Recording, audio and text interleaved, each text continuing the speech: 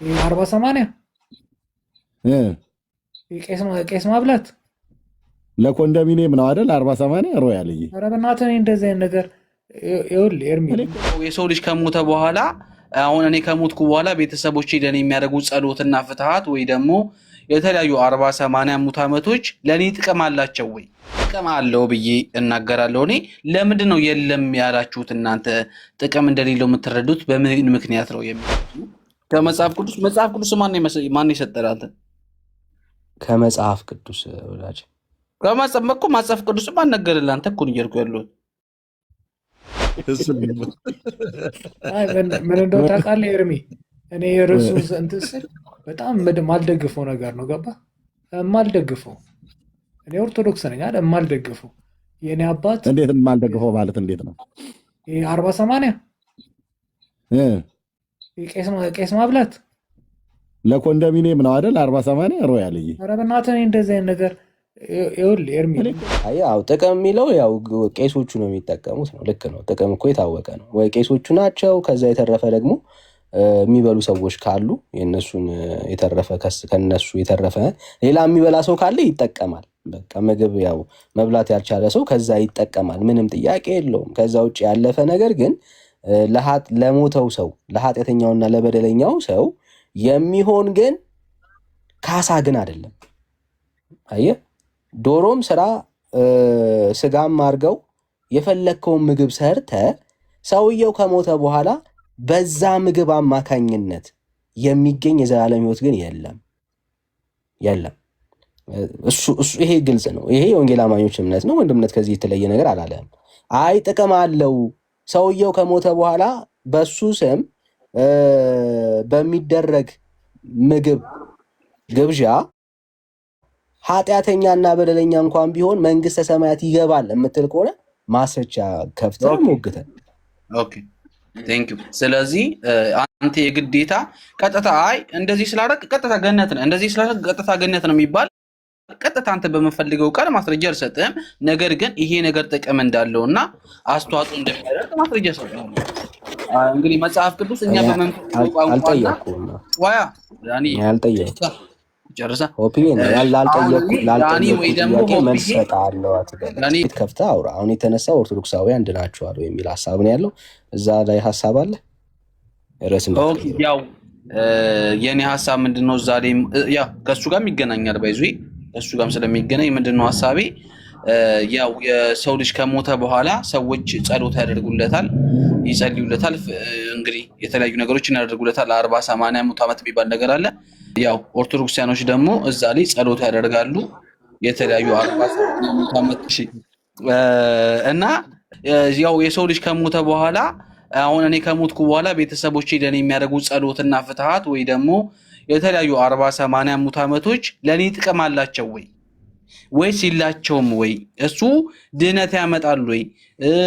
ምን አይነት ለምንድን ነው የሚያደርጉት ኦርቶዶክሲያኖች የሚባለውን ነገር እሱ ላይ መወያየት ስለመፈልግ እና ጥቅም አለው ብዬ እናገራለሁ። እኔ ለምንድን ነው የለም ያላችሁት? እናንተ ጥቅም እንደሌለው የምትረዱት በምን ምክንያት ነው የሚለውን ነገር እንድታስረዱኝ ነበር ከይቅርታ ጋር። ቴንክ ዩ ያዝላችሁ። ሆፕ እኔ አይ ቲንክ እንግዲህ ልክ ነው ማለት እኔ ድግስ ጥቅም የለውም የሚል ምክር አይደለም የሰጠው ወንድምነት። በእርግጠኝነት ጥቅም አለው። በራሱ ሰዎች ይበላሉ፣ ይጠግባሉ፣ ይደሰታሉ፣ አገልጋዮቹም ከዛ ያገኛሉ። ይሄ ምንም ፊዚካል በሆነ ነገር ላይ የሚበላ ነገር ኦፍኮርስ ጥቅም አለው። ቆይ ስለሰማው ስማኝ። ቆይ አንዴ ወዳጅ 100% ፖይንቱ ምንድን ነው? እንዳትጋጩ ቆይ አንዴ እኔ ከወንድሜ ጋር ልጋጭ አልችልም። ነው ወይ ሀሳቡ እንደዛ ነው። ወጪ ኪሳራ ነው እንጂ ቄስ ያው ጥቅም የሚለው ያው ቄሶቹ ነው የሚጠቀሙት ነው። ልክ ነው። ጥቅም እኮ የታወቀ ነው። ወይ ቄሶቹ ናቸው። ከዛ የተረፈ ደግሞ የሚበሉ ሰዎች ካሉ የነሱን የተረፈ ከነሱ የተረፈ ሌላ የሚበላ ሰው ካለ ይጠቀማል። በቃ ምግብ ያው መብላት ያልቻለ ሰው ከዛ ይጠቀማል። ምንም ጥያቄ የለውም። ከዛ ውጭ ያለፈ ነገር ግን ለሞተው ሰው ለኃጢአተኛውና ለበደለኛው ሰው የሚሆን ግን ካሳ ግን አይደለም። አየህ፣ ዶሮም ስራ ስጋም አድርገው የፈለግከውን ምግብ ሰርተ ሰውየው ከሞተ በኋላ በዛ ምግብ አማካኝነት የሚገኝ የዘላለም ሕይወት ግን የለም የለም። ይሄ ግልጽ ነው። ይሄ የወንጌል አማኞች እምነት ነው። ወንድምነት ከዚህ የተለየ ነገር አላለም። አይ ጥቅም አለው ሰውየው ከሞተ በኋላ በሱ ስም በሚደረግ ምግብ ግብዣ ኃጢአተኛና በደለኛ እንኳን ቢሆን መንግስተ ሰማያት ይገባል የምትል ከሆነ ማስረጃ ከፍተህ ሞግተን። ስለዚህ አንተ የግዴታ ቀጥታ አይ እንደዚህ ስላደረግ ቀጥታ ገነት ነው እንደዚህ ስላደረግ ቀጥታ ገነት ነው የሚባል ቀጥታ አንተ በመፈልገው ቃል ማስረጃ አልሰጥህም። ነገር ግን ይሄ ነገር ጥቅም እንዳለውና አስተዋጽኦ እንደሚያደርግ ማስረጃ ሰጥተው። እንግዲህ መጽሐፍ ቅዱስ እኛ በመንፈሳዊ ቋንቋና ዋያ ዳኒ አልጠየኩም ጨርሳ ኦፒኒየን ዳኒ ወይ ደግሞ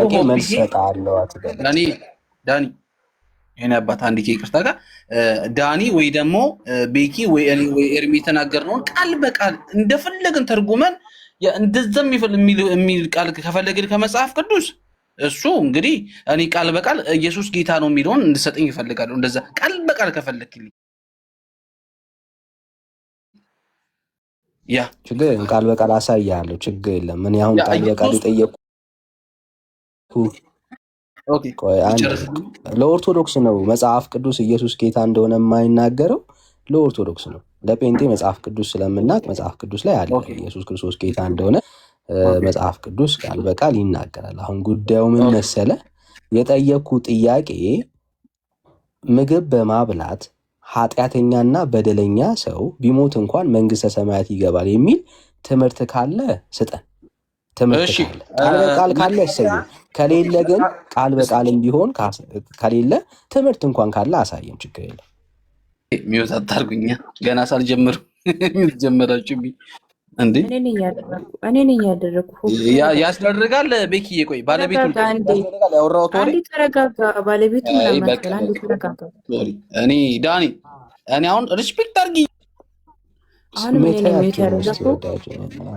እኔ አንድ ነው ብራዘር ምን እኮ አለ የሚያሳድድ ሰው አለ እንዴ? ተረጋጋ። አንድ ሰው ጋር አውራ መስዬ እኔ ከዳኒ ተረጋጋ። አንዴ ተረጋጋ።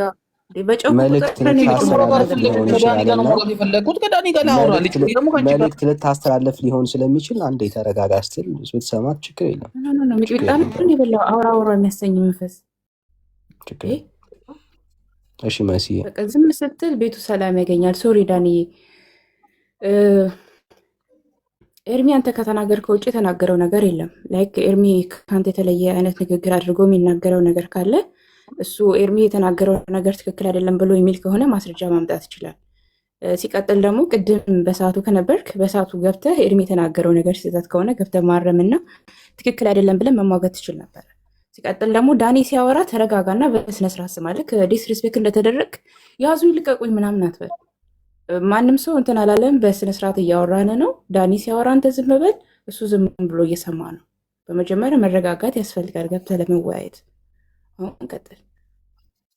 ልጁ እኮ ምንም አላለም እኮ ልጁ ተስማምቶታል። አይ ቲንክ ከተቃወመ ሊናገረኝ ይገባ ነበርና አንዳንዴ እኔ አዶን ጌታ ምስክሬን እኔ አንዳንዴ ሶሪ ቀጥል፣ እየጠበቅን ነው። ዳኒ ካጠፋው ጌታ ምስክሬን ብሎክ ብታደርጊኝ ደስ ይለኛል። ግን ከስር ከኋላ ገብቶ ተደራቢ ነገር እኔ አሁን ኦርቶዶክሳዊ ነኝ። ከስር ተደራቢ አልፈልግም። ሐሳብ ላይ ሶሪ እሺ ይላልና ሐሳብ ማማር እስከሆነ ስለዚህ እኔ ማስረጃ ልስጥህ። መቃቢያን ምዕራፍ 12 ከቁጥር 44 እስከ 45 ላይ ምን ይላል? እስቲ እሱን አንብብልኝ። መጽሐፍ ቅዱስ ላይ እሱን አንብብልኝ እኮ ነው ያልኩት። እኔ የለኝም መጽሐፍ ቅዱስ ነው ያለኝ። ኦኬ አትቀበለውም? እሱን መጽሐፍ ቅዱስ ስለሆነ አይደለም ብለህ ነው የምታስበው አንተ? ብራዘር መጽሐፍ ቅዱስ ላይ መጽሐፍ ቅዱስ። ስለዚህ አንተ አይደለም ብለህ ነው የምታስበው? ከመጽሐፍ ቅዱስ መጽሐፍ ቅዱስ ማን የሰጠህ አንተ? ከመጽሐፍ ቅዱስ ወዳጅ ከመጽሐፍ መጽሐፍ ቅዱስ ማን ነገርልህ? አንተ እኮ ነው እያልኩ ያለሁት። ሌላ ጥያቄ ነው እሱ እኮ። እሱን መልስልኝ ይቅርታ ካላስቸገርኩ። ሌላ ጥያቄ ነው ወዳጅ። ከመጽሐፍ ቅዱስ እሷን በመለስልኝ እኮ ነው ማለት ሰው የለህም ከመጽሐፍ ቅዱስ ልታሳየን የምትችለው? ስለጠየቅኩ አይደል የእኔ አባት። ሌላ ርዕስ ነው። መጽሐፍ ቅዱስ እንዴት ሆነ? ሌላ ርዕስ ነው። አሁን ካኖናይዜሽን ሌላ ነው ወዳጅ። ዳንኤልን ተቀበለዋል? ማን ነው ዳንኤል? ትንቢተ ዳንኤልን? አዎ እቀበለዋለሁ። ስጠኝ ከሱ።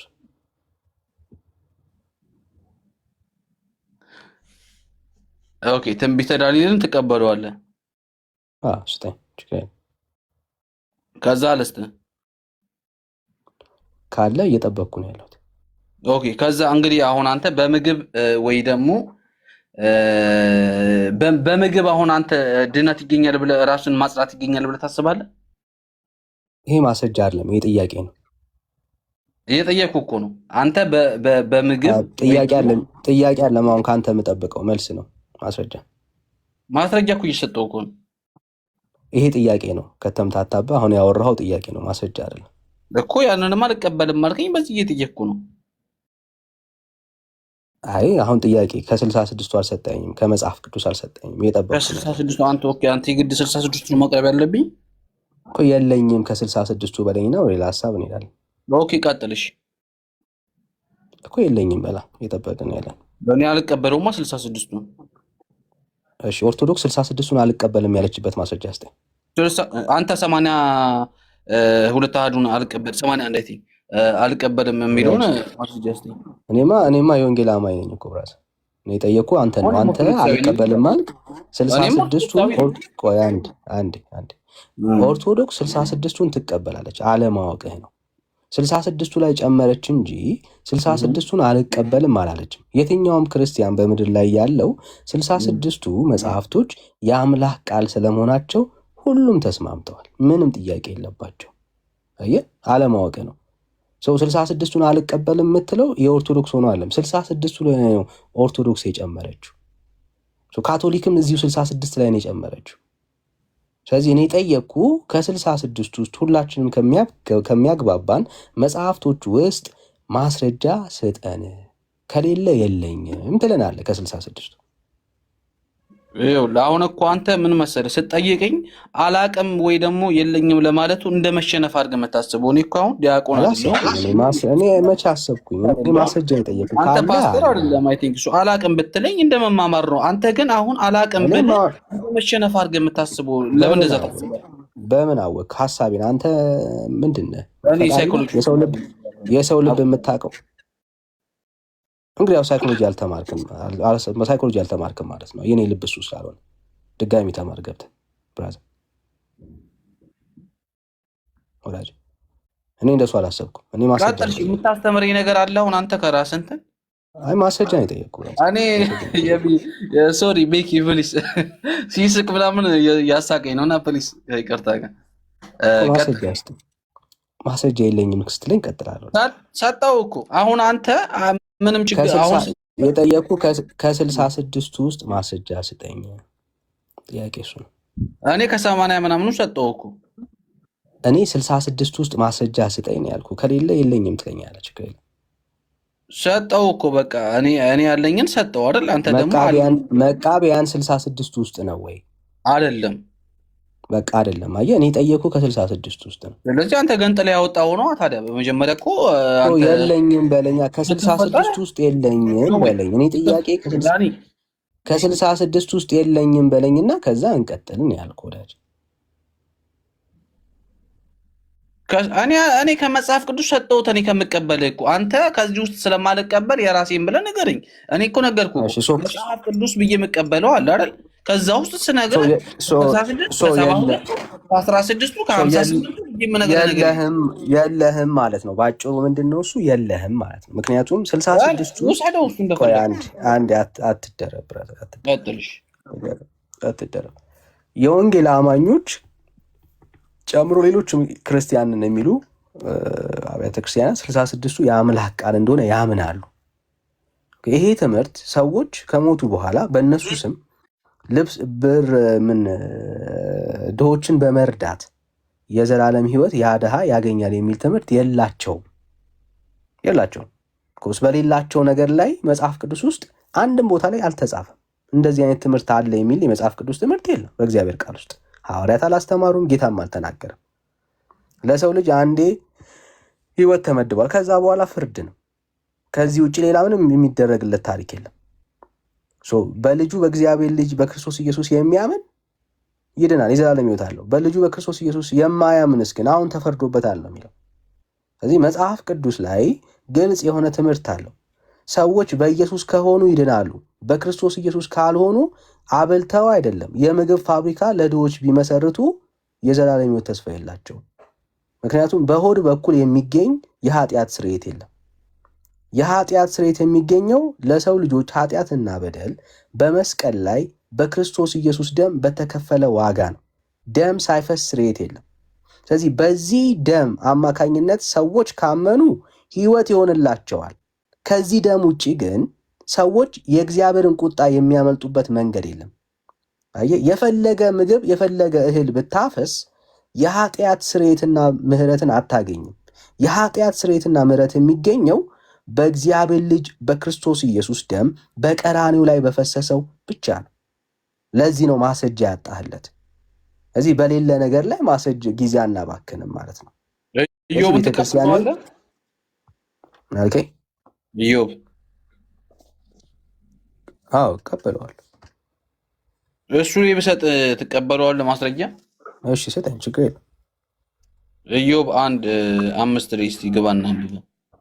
እሺ ኢዮብ 1:5 ምን ይላል? እኔ አባት አልተቀበልከኝ እንግዲህ እንለያያለን። ሌላም እሰጣለሁ ተጨማሪ። እሺ እቀበላለሁ። አሁን ብቻ ከእግዚአብሔር ቃል ይሁን እንጂ ችግር የለም። ኢዮብ 1 ቆይ አንድ እየጨረስኩ 1:5 እሺ ያው ሳሙኤልም እመጣልሃለሁ። እሺ 1:5 የግብዣውም ቀኖች ባለፉ ጊዜ ኢዮብ ምናልባት ልጆቼ በድለው እግዚአብሔርን በልባቸው ሰድበው ይሆናል ብሎ ይልክና ይቀድሳቸው ነበር። ኢዮብም ማልዶ ተነሳ፣ እንደ ቁጥራቸው ሁሉ የሚቃጠል መስዋዕት አቀረበ። እንዲሁም ኢዮብ ሁልጊዜ ያደርግ ነበር ይላል። ምን ያገናኘዋል ከዚህ? መስዋዕት ለምንድን ነው ያቀረበው? ለማን ነው ያቀረበው? ለእግዚአብሔር እኮ ለማን ነው ያቀረበው? እኮ ስለማን ነው ያቀረበው? ለእግዚአብሔር። ድሃን ስለማብላት ድግስ ለመደገፍ ስለ ድግስ አይደለም የሚያወራው። አነበው በደንብ አነበው። እሺ የግብዣውም ቀኖች ባለፉ ጊዜ ኢዮብ ግብዣ የምትል አይተህ ይሆን? ምናልባት እሱ ቆይ አነበው ከመጀመሪያ ጀምራ። እሺ የግብዣ ቀኖችን ባለፉ ጊዜ ኢዮብ ምናልባት ልጆቼ በድለው እግዚአብሔርንም በልባቸው ሰድበው ይሆናል ብሎ ይልክና ይቀድሳቸው ነበር። ኢዮብም ማልዶ ተነሳ፣ እንደ ቁጥራቸውም ሁሉ የሚቃጠል መስዋዕት አቀረበ። እንዲሁም ኢዮብ ሁልጊዜ ያደርግ ነበር ይላል። እና ስለማን ያቀረበው? ስለ ልጆቹ። እንደ አሁን ስለማን ያልከኝ? ይሄንን ነው ያልኩህ እኮ። ስለማን ያቀረበው? ለምን አቀረበ? ስለ ልጆቹ። ለምን ምን አስፈለገ? ወዳጄ እየመለስኩልህ እኮ ነው። ምን ሆነ ነው የምትጮው? ስለ ልጆቹ ለማን ያቀረበው? ለእግዚአብሔር። ኦኬ። ምናልባት ልጆቹ በድለው አሳዝነው ከሆነ ብሎ። እሺ ታዲያ ምን ያገናኘዋል ከመታወራው? እንዴ በደንብ ነው እንጂ ጌታ ምስክር ስታወራው በጣም በቃ አገናኘው። ድግስ ደግሶ ቆይ አንዴ የምታገናኘው ላሳይ። ሰው ድግስ ደግሶ ከሞተ በኋላ ያንን ሰው በተስካሪውን በእንትን ሰውን ማዳን እንደሚቻል ማስረጃ እስቲ ነው ያልኩ። እኔ እኮ አሁን ይኸውልህ እኮ ዳንዬ፣ እኔ አባት እኔ በክርስቶስ ፍቅር እወድሃለሁ፣ አከብርሃለሁ በጣም ማማር ስለሆነ ይኸውልህ ምንድን ነው እያለ ያለው አሁን እዚህ መጽሐፍ ቅዱስ እያለ ያለው ስለ ልጆቹ ነው አይደል? ስለ ልጆቹ መስዋዕት እያቀረበ ነው ያለው አይደል? መስዋዕት ማቅረብ ማለት ምን ማለት ነው? ወይ በሬ ማረድ ነው ወይ ፍየል የሆነ የተወሰነ ነገር ማለት ነው። ስለዚህ አሁን ኦርቶዶክሳኖች ምንድን ነው የሚያደርጉት? አንድ ሰው እኔ አሁን ከሞትኩኝ እናትና አባቴ ስለ እኔ የሆነ መስዋዕት ያቀርባሉ። ለማ ለእግዚአብሔር ስለማ ስለ እኔ ምህረት ይሰጠኝ አይደል? ለኃጢአታችሁ ይላል እኮ ይኸውልህ እርግጠኛ ነን ኦርቶዶክስ እንደሱ ታስተምራለች? እርግጠኛ ነህ? እርግጠኛ ካልሆንኩ ንገረኝ። ኦርቶዶክስ እንደሱ ታስተምራለች ወይ ነው ወይ? አሁን እኮ ስለ ኦርቶዶክስ እሺ አልከኝ። ኦርቶዶክስ እንደሱ ታስተምራለች ወይ ብሩዬ?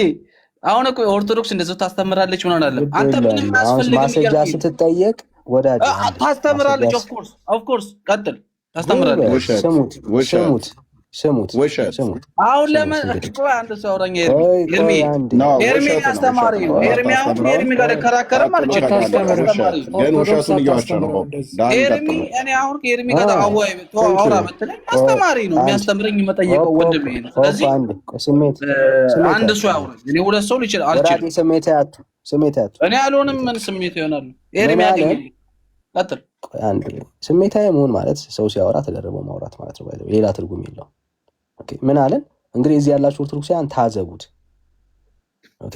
ለኃጢአት ስርየትና ለኃጢአት ይቅርታ ኦርቶዶክስ አሁን በዚህ ሰዓት ላይ የበጎች የላሞች ደም ይፈሳል እያለን ያለው ለኃጢአት ይቅርታ።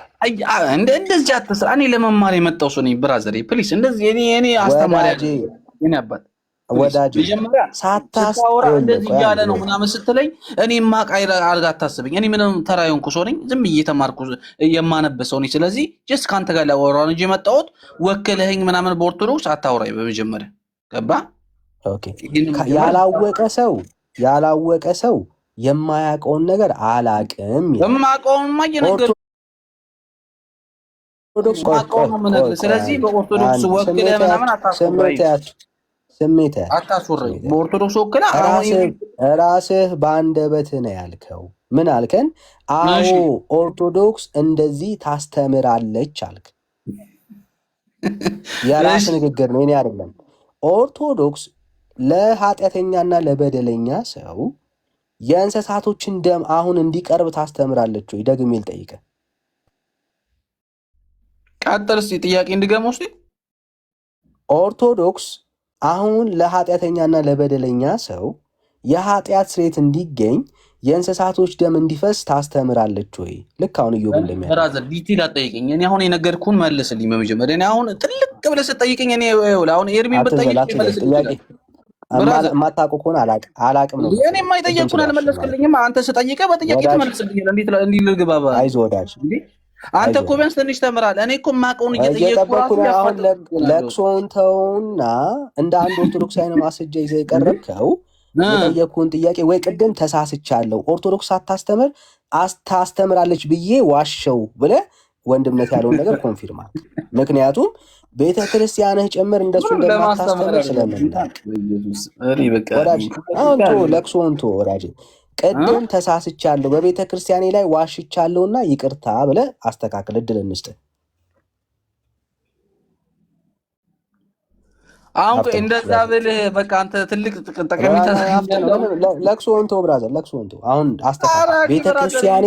ቤተ ክርስቲያኔ ሳታስተምር ዋሽቻለሁ እኔ ታስተምራለች ብዬ ብለህ አስተካክል ራስህ። እኔ በራሴ ነው እኮ የሙገትኩ እኮ ያለሁት እኮ ማነህ ዳኒ ቤተ ክርስቲያንህ እንዲህ ታስተምራለች ወይ ስለ አዎ ታስተምራለች ብለህ ለምን አመለስ ለምን ጸልይ ለልጁ ተሳስቼ ነው ብለህ አስተካክል። ለምን መለሰልህ? በቃ አንተ አሁን በጥያቄ አፋጠጠኛል። እኔ ላፋጣ እንደዛ ከሆነ ለምን ጸልይ ለልጁ ከሞተ በኋላ መልስ እስከታቅም ካለው አንድ ፕሊዝ ፖለቲካ ይሰራል።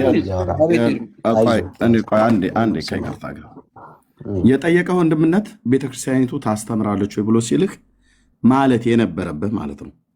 አይ እኔ ቤተክርስቲያኒቱ እንደዚህ እንደምታስተምር አላቅም፣ እኔ ግን እማቀው ልንገርህ የኔ ራሴን ምልከታ ከቤተክርስቲያን እንደዚህ አልተማርኩም፣ ስታስተምርም አላቅም። እኔ ግን በራሴ በዚህ ዘመን ሰው ኃጢአትን ሲሰራ ኢዮብ ለልጆቹ የእንስሶችን መስዋዕት እንዳቀረበ እኛ ቤት ይቀርባል። የእናትና አባትን የቤተሰብህን ስለምታውቀው አካባቢያችን ላይ ይቀርባል ነበር ማለት የነበረብህ። ወንድምነት የጠየቀ ቤተክርስቲያኒቱ ብሎ ሲለ አዎ ቤተክርስቲያኒቱ ብለህ ክሌም አድርገሃል።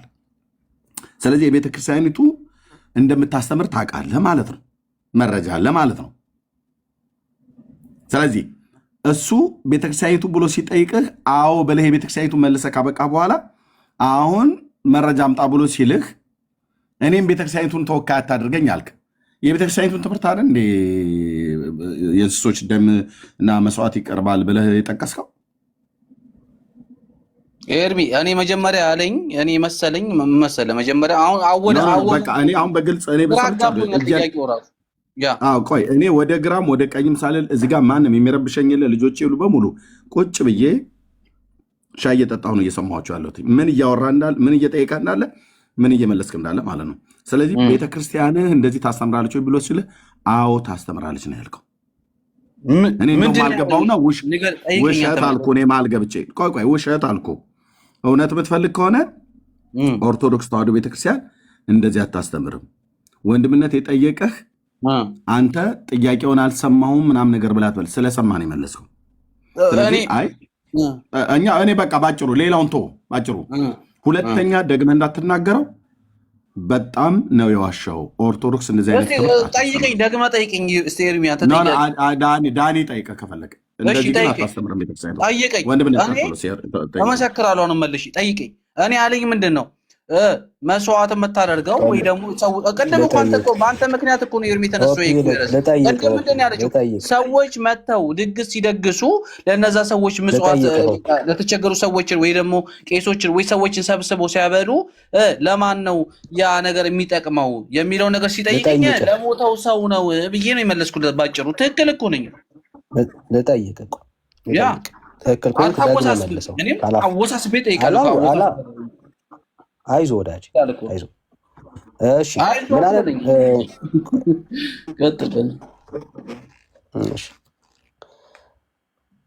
ኦርቶዶክስ የኢትዮጵያ ኦርቶዶክስ ቤተክርስቲያን ለኃጢአት ስርየትና ይቅርታ የእንስሳቶችና የከብቶችን ደም አጠቃላይ እንስሳቶችን ደም ለኃጢአት ስርየት ትሰዋለች ወይ? አላቅም። ጎበዝ። ሌላ ጊዜ ተሳስተ እንደሚያቅሰው አታውራ። ቀደም እንደሚያቅሰው ምን አልከን? እንደዛ አልከኝ መስሎኝ ነው። ቀደም እንዳትደረብ ብራዘር፣ የእንስሳት ደም ምናምን ያልከኝ እኔ እንዳትደረብ ብራዘር፣ እንዳትደረብ ትጠየቃለህ። ዛሬ ሌላ ጊዜ አይዞህ ወዳጅ፣ ሌላ ጊዜ ተሳስተ ቤተክርስቲያን የማታስተምረውን ትምህርት በድፍረት አታውራ። ካልገባ አልገባኝም። አሁን ለማወቅ የሚገቡ ሰዎችን እናውቃለን። ለማወቅ የሚገቡ ሰዎችን በስርዓት ነው የምናስተምረው። እንደሚያውቅ ሰው ግን ሰው ገብቶ ሲጠየቅ እንደማያውቅ ሰው አክት ሰው ካደረገ ብዙ ያው ፖለቲካውን ስለምናውቅ ለዛ ነው ይብረት ለማወቅ የምትገባ ከሆነ ግን በዚህ ትሆናለህ የምትገባው። ጥያቄ የፈጠረብን እኔ ደፋር ኤርሚ የሚያቀኛል። እኔ ዝም ብዬ እኔ ፖለቲካ ምናምን ማንም አይመለከተኝ። እኔ ለመማርና ለማወቅ እንጂ እኔ እንትና እንደዚህ ያለ ከሊቅ ብርጥሶ እኔ አይመለከተኝም። ወንድም ምን አገባኝ? እኔ አይመለከት። እኔ ጥያቄ እጠይቃለሁ፣ ትጠየቃለህ፣ ተመልሳለህ። እምቢ ካልክ ጥሩሽ ማስረጃ እስቲ አሁን ቀጣይ ምንድን የምን ማስረጃ እንዴ? ከአዲስ ኪዳን አለ እኮ ብለን ከ66ቱ አለ ብለን እያወራን እኮ ነው ያለን። ኦኬ ልትጠየቅ እኮ ነው። ተረጋጋ። ስለዚህ አይ ምን እጠየቃለሁ እንጨርስ እንጂ የለኝም ስትል ነው እንዳለው ሰው አክት እያረክ ነው ስቲል። እንደዛ ነው የሚሰማኝ እኔ እንደሌለው ሰው አለ። ከ66 ውስጥ ማስረጃ አለኝ ብልሃል። ይሄው ተመለስክ ነው ወደዛ። ማስረጃ የለኝም ስትለኝ ነው የምፋታው። እግዚአብሔር ነው ዝቻለሁ። ወደ ኋላ ተመለስክ። እኔ ልረሳ አልችልም እንዴ ወንድሜ። አሁን እኮ እየመጣሁልህ እኮ ነው ወደ ሀሳብህ። ከሌለ የለኝም ትለኛለህ። አልፈሃለሁ። እንደሱ ነው የምናደርገው። እንዳለው ሰው ግን የለኝም አይደለም። አሁን እንቀጥላለን። ካለ እስኪ አፍጠን ሳሙኤል 1:12 ሄድልኝ። እሺ ሳሙኤል 1:12 ጥሩ። ጥሩ። እሺ ሳሙኤል 1:12 ያም እሰጥሃለሁ። እሺ ዋናው እንዲኖር ነው የምፈልገው። 12 ጸሎቷንም በእግዚአብሔር ፊት ባበዛሽ ጊዜ ኤሊ አፏን ይመለከት ነበረ፣ ሐናም በልቧ ትናገር ነበር፣ ድምጿም ሳይሰማ ከንፈሯን ታንቀሳቅስ ነበር፣ ኤሊም እንደሰከረች ቆጠራት። ይሄ ነው ማስረጃው።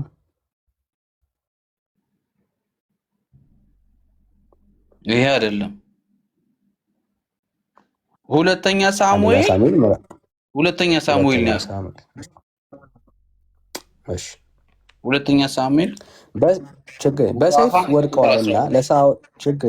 በሰይፍ ወድቀዋልና ለሳኦልና ለልጁ ለዮናታን ለእግዚአብሔር ሕዝብ ለእስራኤልም ወገን እንባ እያፈሰሱ አለቀሱ፣ እስከ ማታም ድረስ ጾሙ። ለምን ጥያቄ አለኝ። ጥያቄ አይደለም። አሁን ማስረጃ ነው አንተ የምታቀርበው። ለአንድ እየጠየቅኩ ነው እንጂ እኔማ እኮ ማስረጃ አሁን እኮ ሰጥቼ እምቢ አልከኝ። ስለዚህ ለምንድን ነው የጾሙት እያልኩ እየጠየቅኩ ነው እኔ። ስለ ጾም አይደለም እያወራን ያለ ነው። ኦኬ ድግስ ደግሶ ለሰዎች የኃጢአት ስርየትና ይቅርታ ስለማግኘት ነው እያወራን ያለ ነው። እዚህ ክፍል ላይ የተደገሰ ድግስ የለም። ስለዚህ በቃ አንተ ቃል በቃል አንተ የምትላትን ቋንቋ ቃል በቃል ድግስ ተደግሶ ተዳነ የሚለው ቃል ነው የምፈልገው ማለት ነው። እያወራን ያለ ነው ስለ ድግስ ስለሆነ የለኝም በላ በቃ አንተ የሚለውን ስጠኝ በቃ ቻው ቼልሲ በቃ የለኝም ስጠኝ። እሱም ከዛ እናልፋለን ብራዘር የለኝም በል። አንተ እኮ መጠየቅ ቃል በቃል አንተ በመፈለጋት ቋንቋ የተጻፈች መጽሐፍ ቅዱስ ላይ ቁጭ ያለች ቃል ነው መጠየቅ። ለእኔ ጥያቄ የለኝም ስትል ሙቭ እናደርጋለን። እንደሱ ነው የሚሆነው። አይደለም አንተ መጠየቅኝ ጥያቄ ቃል በቃል አንተ መፈለጋትን ቋንቋ እንደ ጣ ቁጭ ያለች ቋንቋ በቃ የምፈልገው እኮ አንተ እንዴት እንደዛ እንዳለው ሰው አክት አታርግ። ካለ አሳየኝ። እሺ በቃ አንተ እኔ በቃ አሁን ጌታ ኢየሱስ ክርስቶስ እኔ ጌታ ነኝ የሚለውን ስተኝ በቃ ብራዘር እሱን የምንሄደው እሱን አሳይሃለሁ። አሁን ጥያቄው ወዳጅ መጀመሪያ የለኝም በልና ከዛ ወደ እሱ እንሄዳለን። መጽሐፍ ቅዱስ ላይ አንተ በመፈልገው ቋንቋ ሳይሆን ሰዎች እንዲረዱት በታሰበ መልኩ የተጻፈ እንጂ አንተ መፈልጋት እሱን ስለ ድግስ ብራዘር አይዞህ አንተ አዋቂ ስለሆንክ ነው እየጠየቅኩ ያለሁት። አዋቂ ነኝ አውቃለሁ። እኔ ከአንተ እሻላለሁ። ካወቅ እየጠበቅኩ ነው ያለሁት። ለዚህ እኮ ነው እየጠበቅኩ ያለሁት እኮ አንተ ስጠኝ እኮ ድግስን አንድ አትደረብ። ለኃጢአተኛና ለበደለኛ ድግስ በመደገስ ሰዎች ይድናሉ የሚል መጽሐፍ ቅዱስ ውስጥ ሽታውም የለም። አለ የምትል ከሆነ አንድ ጥቅስ አንጣና በቃ እኮ ቀላል። አንተ ኢየሱስ ክርስቶስ እኔ ጌታ ነኝ አምልኩኝ የሚለው አንድ ቃል ስጠኝ። እንደ ሙስሊሞች ተጠየቅ።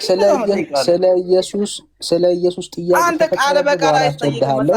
ቃል በቃል እንደዚህ ምትል አምጣልኝ፣ እንደዛ ምትል አምጣልኝ የሚባል ቋንቋ የለም መጽሐፍ ቅዱስ ላይ እያልኩ እኮ ያስረግጬ ነገርኩ እኮ አልሰማም። ቃል በቃል አልጠየቅኩም። ትምህርቱን አሳየኝ። ለኃጢአተኛና ለበደለኛ አስረዳ። ቃል በቃል አምጣልህ ትለኛለህ። ይሄን ስነግርህ ደግሞ ነው አይሆንም ትለኛለህ። ስለዚህ አትደበቅ። ቃል በቃል ውስጥ አልጠየቅኩም ብራዘር፣ አትደበቅ። ቃል በቃል መጽሐፍ ቅዱስ ውስጥ መጽሐፍ ቅዱስ ኦኬ ቴንክ ዩ ልስጥ። ይሄው ስለዚህ አይዞህ ብራዘር፣ አይዞህ ብራዘር፣ አይዞህ። እኔ እንደ ሌሎቹ አይደለሁም። እኔ ምንም የማይመስለኝ ደንቆሮ ምንም አይገባኝም። እንደዚህ ነው እሱ እያየን ያለ ነው። እንደማትሰማ እያየን ደንቆሮ ነኝ ስለ አይዞህ ምናምን ብትለኝ እኔ አልሰማህም ነው የምልህ። ዝም ብለህ ችግር ራስህ እያወራ ስለሆነ ማለት ነው። አትደረብ ግን ሰው ሲያወራ የበለጠ ያልከውን ቃል በራስ ላይ እየተገበርከው ነው ያለውና ተገቢ አይደለም። እሱ ለአንተ አይመጥንህም። የጠየቅን ጥያቄ ምንድን ነው? ኦኬ መጽሐፍ ቅዱስን ግለጠውና በድግስ አማካኝነት የሞተ ሰው ሊድን እንደሚችል ማስረጃ ስጠን። ከሌለ የለኝም ትለናለህ፣ እናልፈዋለን። እኔ እኮ ጌታን አሁን እኮ ይኸውልህ ከአንተ ጋር ማውራት የከበደኝ አንተ በምፈልገው ቋንቋ አይጻፍም መጽሐፍ ቅዱስ እኮ እያልኩ እኮ አንተ የምፈልጋትን ቋንቋ ልሰጥህ አልችልም። ሊሰጠን አይችልም። በቃ ለዚህ ነው ልሰጠን ስለማትችል ማለት ነው። እሺ ቆይ መጽሐፍ ቅዱስ ለምን እኛ እናወራም ዳኒ? ዝም ብሎ ከሚዘባረቅ ለመዘባረቅ ከሱ ይሻላል። አንተ ይሻላል ለመዘባረቅ። ሚውት አድርግ። ሚውት ያዝ እባክህ። ከአንተ ይሻላል። ኧረ እባክህ ሮያል በእውነት ከአንተ ይሻላል። ሮያል ከአንተ ይሻላል። ግን ተግባብተው ይህ ፖለቲካውን እናውቀዋለን። ዳንዬ ዝም ብለህ ቀጥል። የምሬ ነው። ከአንተ ይሻላል። ከአንተ ይሻላል። አሁን ኦርቶዶክስ ሆኖ ሀሳብ ላይ ተቃውሞ የሚያወራ ኦርቶዶክሳዊ የለም። እኔ ልንገርህ፣ ጌታ ምስክር፣ እኔ ለመዳን እናውራ ፕሊስ ጋይስ፣ በእግዚአብሔር ለመዳን ለመማማር በቃ እኔ የማላውቀው ለእናንተ እናንተ የምታውቁ ለእኔ እንጂ የሆነ ተነጋግሮ ሰው ለመሳብ ለብዛት ለቁጥር እናውራ። በቃ ለመማማር እናውራ። ገባህ? እሱ ነው ማውንበት። የወንጌል አማኝ በቁጥር የሚጨነቅ ህዝብ አይደለም። በዓለም ደረጃ ከኦርቶዶክስ ቤተክርስቲያን የምንበልጥ ህዝቦች ነን። ህዝብ መብዛት አያስጨንቀን ብራዘር። አንድ ማለት የአንድ ከተማ የአንድን ከተማ የወንጌል አማኞች ቁጥር እንኳን አይሞላም። የኦርቶዶክስ በአጠቃላይ ማለት ነው ወዳጅ። አሁን ስለ ቁጥር የሚያስጨንቀን አይደለም። እኛ የወንጌል አማኞች ስለ ቁጥር የምንጨነቅ ህዝቦች አይደለንም ብራዘር። እና አይዞህ፣ ዋናው ፖይንቱ ምንድን ነው? ኦኬ። ስለ ድግስ አንስተ ስለ ድግስ የምታወራ ከሆነ ማስረጃ ሊሆነኝ ይችላል የምትለው አንድ ጥቅስ ካለ ስጠን። ከሌለ ግን ርዕሱን እንዝጋውና ወደ ተነሳው ሀሳብ ላይ እንዝጋው። እዚህ ጋር ቴንኪው አመሰግናለሁ ዳንዬ። በቃ እኔ አስረዳኝ። የመጨረሻ የምጠይቅም ነገር ለምንድን ነው ኢዮብ ለልጆቹ ለኃጢአታቸው ጸለይና መስዋዕት አቀረበ የሚለው ለምንድን ነው? እሷን ብቻ መልስልኝ። ቀጥል። ያ እሺ፣ ጥሩ። የመጀመሪያው ፖይንት ኦኬ፣ ለኃጢአት ይቅርታና ስርየት ኦኬ፣ የብሉይ ኪዳን ስርዓት ደም ይፈስ ነበረ። ሹድ አንደርስታንድ ይሄን ኦኬ። ስርየት የሚገኘው በብሉይ ኪዳን ላይ ደም በመፍሰስ ነው። እኛ አሁን ያለ ነው በአዲስ ኪዳን ነው። በአዲስ ኪዳን ላይ የፈሰሰው የክርስቶስ ኢየሱስ ደም ነው። ጌታችን ኢየሱስ ክርስቶስ ይሄ ስለ እናንተ የሚፈሰው የአዲስ ኪዳን ደሜ ነው አለ። ስለዚህ በመስቀል ላይ የፈሰሰ አንድ ደም ነው ያለን አሁን በአዲስ ኪዳን ላይ ያለን አማኞች ኦኬ። አሁን ኢዮብን ስጠቅሰው ኢዮብ የነበረበትን ኪዳን አንደርስታንድ ማድረግ መቻል አለብን። አሁን እኛ ያለንበትን ኪዳን አንደርስታንድ ማድረግ መቻል አለብን። ደም ሳይፈስ ስርየት ስለሌለ ለሁላችን ኃጢአትና በደል ደሙን ያፈሰሰው የእግዚአብሔር ልጅ ኢየሱስ ክርስቶስ ነው። እዚህ እኛ በአዲስ ኪዳን ያለን ሰዎች መዳን ከፈለግን መጽደቅ ከፈለግን ሊያድነንና ሊያጸድቀን የሚችል ደም አንድ ደም ብቻ ነው ኦኬ። ሌላ የእንስሳቶች ደም ምናምን የለም። አሁን አንድ ደም ነው ያለው። ይሄ ደም የእግዚአብሔር ልጅ ኢየሱስ ክርስቶስ በመስቀል ላይ ያፈሰሰው ደሙ ነው። ስለዚህ እኛ አሁን ያለነው ምንድን ነው? በአዲስ ኪዳን እምነት ላይ ነን ያለነው። ስለ ደሙ ግን አታውራብኝ ፕሊዝ ዳኒ። ከይቅርታ ጋር አቋረጥኩ፣ በጣም ይቅርታ። እኔ ስለ ደም አላወራሁም። እኔ ያልኩት ጸሎታቸውን ይሰማሉ የሚል ነው እንጂ እኔ የበሬዎቹን ደምና የከብቶቹን ደም አልጠየቅኩም። ከይቅርታ ጋር ወዳጄ ለምንድን ነው የሚሰዋው አልከኛው? የሰዋው ለኃጢአት ይቅርታና ስርየት ነው። እሱ አንተ አሁንም ጥያቄ ይጠይቀኛል። እኔ ስለማላቅ እኔ ልትጠቀሚ ወይ ፖለቲካ ልትሰራብኝ ስለሆነ ችግር ተግባብተናል።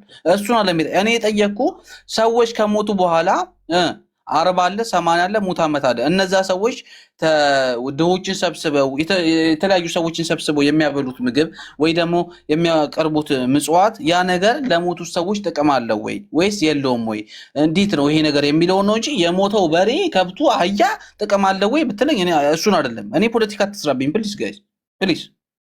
እሺ ፖለቲካ የሚሰራበት ሰው አይደለም ብራዘር። አይ ነኝ እሱ ማለት ተግባብተናል። ዝም ብለህ ቀጥል በቃ። አይዞህ ወዳጅ ብራዘር ማለት ለመማር የምትሰማ ከሆነ ስማ፣ የመጨረሻ ዕድል ነው የምሰጥህ። ፖለቲካ አንተ ላይ የመስራት ምንም ማለት ሞራልም የለንም ማለት ምን አውቀህ ነው ሞራል አንተ ላይ የምንሰራው ማለት ነው ወዳጅ። ቤተክርስቲያን የማታስተምረውን ትምህርት እንኳን ነው እያወራህ ያለው። እኛ እኮ ለኦርቶዶክስ ነው ኢቭን ዲፌንስ እያደረግን ያለ ነው። ኖ ኦርቶዶክስ እንዲያታስተምርም እያልን ነው እያልን ያለ ነው። ኦርቶዶክስን እንኳን በቅጡ የማታቅ ሰው አንተ ላይ ፖለቲካ ብንሰራማ ይሄው ኦርቶዶክስ እንዲህ ነው የምታስተምረው እያልን እንዋሽ ነበር። ወንድምነትም ማይክ ከፍቶ ኖ አለ፣ እኔም ኖ አልኩኝ። አንተ ለፖለቲካ አልደረስክም ወዳጅ፣ መጀመሪያ ራስህን አውቀው። ኦኬ፣ የጠቀስከው ክፍል ላይ ኢዮብ ላይ በጭራሽ ስለሞቱ ሰዎች አይደለም የሚያወራው። ኢዮብ ልጆቹ በነበራቸው ፕሮግራም ድግስ ላይ ምናልባት እግዚአብሔርን በድለውት አሳዝነውት ከሆነ እያለ አስቀድሞ ለልጆቹ ምን ያደርግ ነበረ? የኃጢአት ይቅርታ ስርየት ለእግዚአብሔርን ይማጸን ነበረ። እባክህን እግዚአብሔር ሆይ ማራቸው እያለ ስለ ልጆቹ ይጸልይ ነበረ ነው። አለቀ። ይህ ክፍል ነው የሚናገረው። ከዛ ውጪ ለኃጢአተኛና ለበደለኛ ለሞቱ ልጆቹ ምሕረትን እንዲገኝ ከእግዚአብሔር ዘንድ መስዋዕት አቀረበ የሚል የመጽሐፍ ቅዱስ ትምህርት የለም። በቃ በሌለ ነገር ላይ ጊዜ አናባክንም። አዲስ ኪዳን ላይ ያለው ትምህርት ምንድን ነው ካልክ ለኃጢአትና ለበደል የሚቀርብ የልጁ የክርስቶስ ኢየሱስ ደም ነው። ሌላ መስዋዕት የለም። በድግስ አማካኝነት የሚገኝ የኃጢአት ይቅርታ የለም ነው። በሬም ምሕረት ምናልከኝ ማስረጃ ተመለሰል አልተመለሰልኝም። አንተ ጠየቅኛ ማስረጃ። አንተም ደግሞ ኢየሱስ ክርስቶስ የዘላለም ሕይወት ነው የሚሰጠው፣ እነዚህ ግን የዘላለም ሕይወት ይሰጣሉ እያልኩ ሳይሆን ያልኩትን ተረድተኸኛል። ስለዚህ አንተ እነዚህ አሁን ኢዮብ ላይ ያደረገው ነገር አሁን ላይ ስለ እንደማይደረግ ማስረጃ ሰጠኝ። እንደዛ ከሆነ አንተ ቃል በቃል ነው መጠየቅኝ ሁሉን ነገር። ስለዚህ አንተ ማስረጃ ሰጠኝ።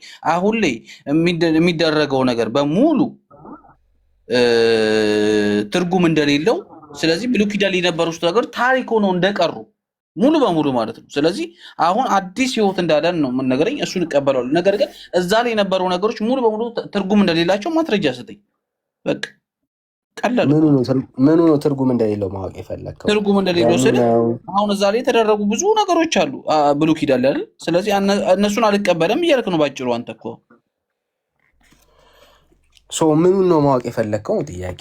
እኔ ማወቅ የፈለግኩት ኢዮብ ላይ የተደረገው ነገር አሁን ላይ ትርጉም እንደሌለው ማስረጃ ስጠኝ። እኔ አሁን የዘላለም ህይወቱ ይሰጠኛል እያልኩ አይደለም። እዚህ ጋር የሚደገሰው ድግስና ወይ ለድሆች ወይ ለወንትኖች አበላ ስላልክ የዘላለም ህይወት በአንዴ በቃ ኃጢአተኛ ብሆን ብርግድ አድርጎ ይሰጠኛል እያልኩ አይደለም።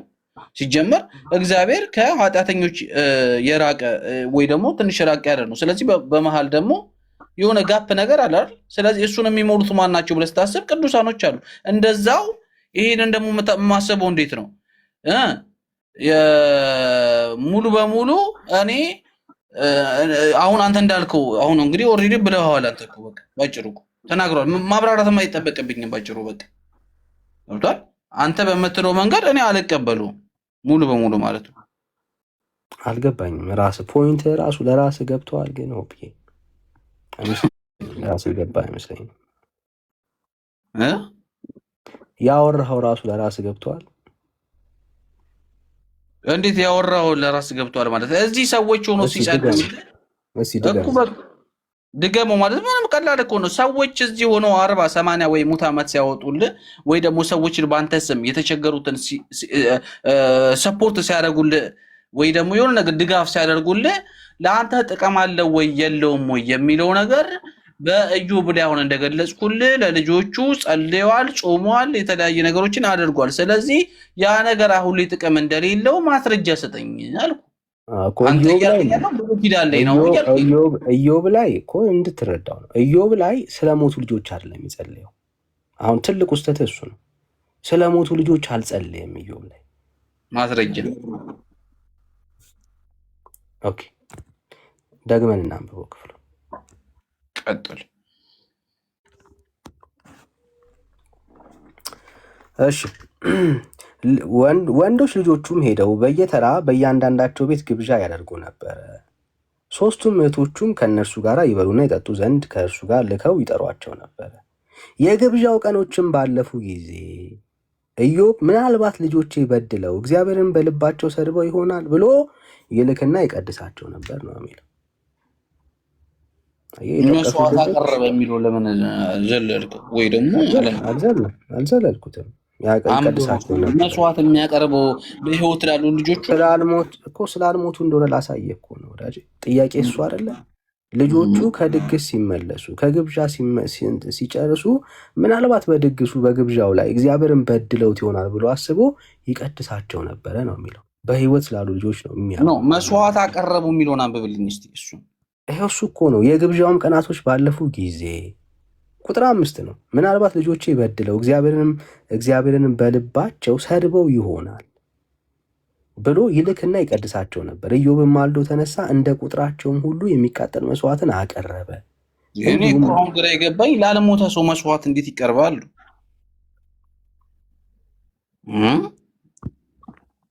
የሌለውን ነገር ለሞተ ሰው መስዋዕት አይቀርብም። አንተ ኬት ነው የተረዳው? መጽሐፍ ውስጥ እኮ የሌለ ትርጉም። ለሞተ ሰው መስዋዕት አይቀርብም። ስለዚህ ላለ ሰው ነው መስዋዕት የሚቀርበው። እሱን አጣራ። የብሉይ ኪዳን በህይወት እኔ አለፋታም። እኔ ጽፈዋለሁ እኔ አለፋታ እንዴ እኔ ኤርሚን ጠይቀው። እኔ ቀጥታ ነው ማጥቼ ብራዘር፣ ያንተን አለማወቅ እኔ አልገደድም ብራዘር። ያንተ ያለማወቅ ችግር ነው ወዳጄ።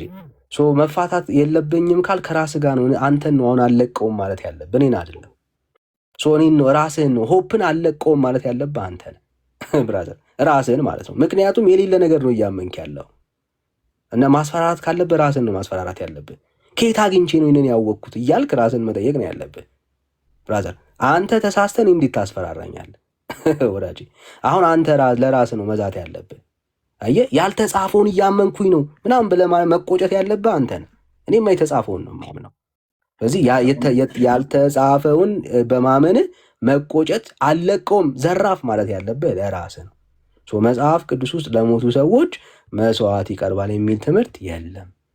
በህይወት ያሉ ሰዎች ደግሞ በብሉይ ኪዳን ላይ ይቀርብ የነበረው የብሉይ ኪዳን የሙሴ ስርዓት አለ። እሱን ማየት መገንዘብ እንችላለን። በአዲስ ኪዳን ላይ ግን ዕብራውያን 9ን ማየት ትችላለህ።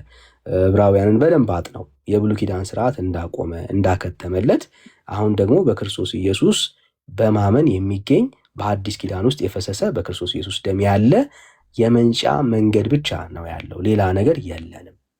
የምንነጻበት መንገድ የክርስቶስ ኢየሱስ ደም ብቻ ነው። ለዚህ ነው ጌታችን በመጨረሻው ዕለተ ሐሙስ ላይ ጽዋውን አንስቶ ይህ ስለ እናንተ የሚፈስ የአዲስ ኪዳን ደሜ ነው ያለው። አዲስ የሚባል ኪዳን አለ። አየህ፣ አዲስ የሚባል ኪዳን አለ። ስለዚህ ሰዎች የኃጢአት ይቅርታ የሚያገኙት በዚህ ኪዳን ውስጥ በክርስቶስ ኢየሱስ ደም በፈሰሰ ደም ብቻ ነው። ስለዚህ የመለስክልኝ መለሰ። እኔ ነጥብህን ይዣለሁ። አሁን እኔ ስለማላቅ ወይ የማላቀውን ነገር ስለነገርከኝ ትክክል ነው ብዬ እራሱ ነገ ጠዋት እመጣልሃለሁ እዚሁ ቤት። ስለዚህ አመሰግናለሁ ስለነገርከኝ። ነገ ጠዋት ከነ መልሷ ቁጭ አድርጌ ከነ ጥያቄዋ የጠየከኝን ነጥብ በሙሉ ይዤልሃለሁ። ነገ ጠዋት እመጣልሃለሁ። ስለዚህ ይሄን ዛቻ ግን እኔ አሁንም ለአንተ አድርገው፣ ይሄን ዛቻ ለአንተ አድርገው። ስለዚህ ጽፌያለሁ፣ የነገርከኝ ጽፌያለሁ። እሱን ዛቻ ለአንተ አድርገው። ስለዚህ ለአንተ ነው ዛቻው፣ ግን ለአንተ ነው፣ ለእኛ አይደለም። እኛ ያለን ነገር ነው የምናየው። የሌለውን ነገር ከየት አግኝቼ ነው ያመጡት ብለህ ራስህ ላይ ስራ። ወንድምነት ፈልገዋል ደግሞ ምንድን ነው እስኪ የጻፍከው? ዳኒ ሲናገር የጻፍከውን እስኪ የያዝከውን ጥያቄዎች ኖ ኤርሚ አሁን በነግረው እኔ ጽፌ ይኸው እየነገርኩት እኮ ነው። ቅድም እኮ ጥቅስ ነገር የሚየው ጥያቄውን ንገረኝ እስኪ። ጥያቄውን ምን እንደጻፍክ እርግጠኛ እንደሆን ፈልጌ ነው። ነገ ስትመጣ ስለምናስገባህ ማለት ነው። ለኃጢአት ስርየት አይደለም የሚለውን ጽፌዋለሁ በመጀመሪያ ደረጃ ገብቷል። ምኑ ነው ለኃጢአት ስርየት አይደለም? ለኃጢአት ስርየት ማለት አሁን ኦርቶዶክሲያኖች የሚሰዉት ወይ ደግሞ በቃ ነፍሳ እንትኖች በሬ የምትችለው ትችላለህ፣ በግ የምትለው ትችላለህ፣ የፈለግከውን እሱ ለኃጢአት ስርየት እንዳልሆነ አንድ ነግሮኛል። እሱን ጽፌያለሁ። ሁለተኛ ነገር ደግሞ እሱን ሰምተሃል። መጀመሪያም እንግዲህ አንተ ቅድም ስለነበር ኦርቶዶክሳውያኑ የምትሰዉት ለቄሶቹ እንጂ ለኃጢአት ስርየት አይደለም። እሱ እውነቱን ነው ዳኒ። እሱ ቅድም ተናገራለህ። ለቄሱ ብቻ ነው ብለህ ስታወራ ስለሰማሁ ነው ኤርሚዬ። ለቄሶቹ ነው በቃ ለቄሶቹ ሆድ ማሙያ ነው። እሺ እመጣለሁ። እኔ ሁሌ ነው ከስር ቁጭ ብዬ አያለሁ። ጆይን ስትል ካየኸኝ ሁሌ ይከታተላለሁ። ስለዚህ አያለሁ ያ ስለዚህ እሱን አንደኛ ነጥብ ይዣለሁ። ሁለተኛ ደግሞ ይሄ ኦርቶዶክሲያኖች የሚያደርጉት ጸሎትም የሆነ ፍትሃትም ሆነ 40-80 ሙት ዓመትም የሆነው ነገር በሙሉ በአጠቃላይ ጥቅም እንደሌለው ምንም ነገር ጥቅም እንደሌለው ተናግራችኋል ሁለታችሁም። ልክ ነው። እቺ ሁለት ነጥቦች እስቲ ነገ እንወያይበታለን ነው የሚለውን ነገር እስቲ እኔ አሁን ዛሬ ጀስት እንዳጋጣሚ ሳያችሁ ነው የገባሁት። ቅድም ስታወራ ስራ ቦታ ሆኜ አልተመቸኝም። አሁን ስገባ ነው የሰማው። ስገባ አሁን አጋጣሚ ያገኟችሁ ነገርኳችሁ እንጂ ሙሉ በሙሉ ተዘጋጅቼ ነገ እናወራበታለን ይህንን ጉዳይ። ስለዚህ ይህን ሁለት ነጥብ ዳኒ የተናገረው ነገር ኤርሚ ቅድምም ያልከው ነገር ሙሉ በሙሉ ጥቅም እንደሌለው በመጽሐፍ ቅዱስ ደረጃ ታወሩኛላችሁ። አሁን ስጠይቀው ዳኒንም ምንም አልመለሰልኝም። መጽሐፍ ቅዱስ አይደለም እየነገረኝ ያለው አንተ ስጠኝ ነው የሚለኝ። እኔ ስሰጠው ትክክል አይደለም። ኢዮብን የጠቀስከው ለምን ነበር? ኢዮብንማ ነገርኩት እኮ ለልጆቹ ጸሎትና ጹም ለምን አደረገ ብዬ ጠቀስኩለት። ልክ እናንተ አሁን ለሞቱ ሰዎች 40-80 እንደምትደግሱ ኢዮብም ለልጆቹ እንደዛ ደግሷል እያልክ ነበር አይደል? ስትሟገት የነበረው እየሰማሁ እኮ ነው። ኦኬ የግድ ይኸውልህ ድግስና ሰው ማብላት ምናምን አይደለም። ጸሎት ማለት ራሱ ምን ማለት ነው? አይ ኖ ኢዮብ ፍትሃት ነው እንደ ፈታቸው እኮ እየጠየኩህ እኮ ነው ኤርሚ። አንተ ኖ ፍትሃት ነው ወይ ፈታቸው? አንተው ስለጠቀስከው የጠቀስከውን ጥቅስ አንተው ተናገርበታ እኮ ኢዮብ 1:5 ላይ ምንድን ነው ያለው? ለልጆቹ ስለ ኃጢአታቸው ጸልየዋል፣ መስዋዕትን አቅርበዋል። ሆፕ እኮ ያ ጸሎት ፍትሃት ነው ወይ ነው ያልኩ። ኢዮብ እኛ ኢዮብ አልጸለየም አላልንም። ቆይ ፕሊስ፣ ጻድቁ አባት ኢዮብ አልጸለየም አላልንም። ነገረህ እኮ ጸልየዋል። ሲጸልይ መስዋዕቱን ሁሉ አቅርቧል። መስዋዕት ያቀረበውና የጸለየው ብለህ አንተ ያመጣው መረጃ የሞተን ሰው ሬሳ ማዕከላቸው ላይ አስተኝተው ዙሪያውን ተሰብስበው ከበሮ እየቀጠቀጡ ፍትሃትን ፈታለን ብለው እንደሚሉ እንደ እናንተ ቄሶች ኢዮብ እንደዛ ፍትሃት እየፈታቸው ነው ወይ ሲጸልይ ነው ያልኩ። ኦኬ እኔ ያው መስዋዕት ማቅረብ ማለት ለሞተ ሰው ነው መስዋዕት የሚቀርበው። ጸሎቱን ያልኩት ጸሎቱን የኢዮብ ጸሎት እንደ ቄሶች ፍትሐት ነው ወይ ነው ያልኩ። ኦኬ ጸሎት በተለያየ መንገድ ይተረጎማል። ለሞተ ሰውም ላልሞተ ሰውም ትጸልያለህ። እኔ የጠየቅኩት ጸሎቱ ፍትሐት ነው። የኢዮብ ጸሎት ፍትሐት ተብሎ ይባላል ወይ ነው ያልኩ። የኢዮብ ጸሎት ፍትሐት ተብሎ ይባላል ወይ እኮ እየነገርኩህ እኮ ነው እኮ። ይባላል አይባልም? ፍትሐት ነገርኩህ። ጸሎትና ፍትሐት እንግዲህ የተለያየ ሊሆን ይችላል።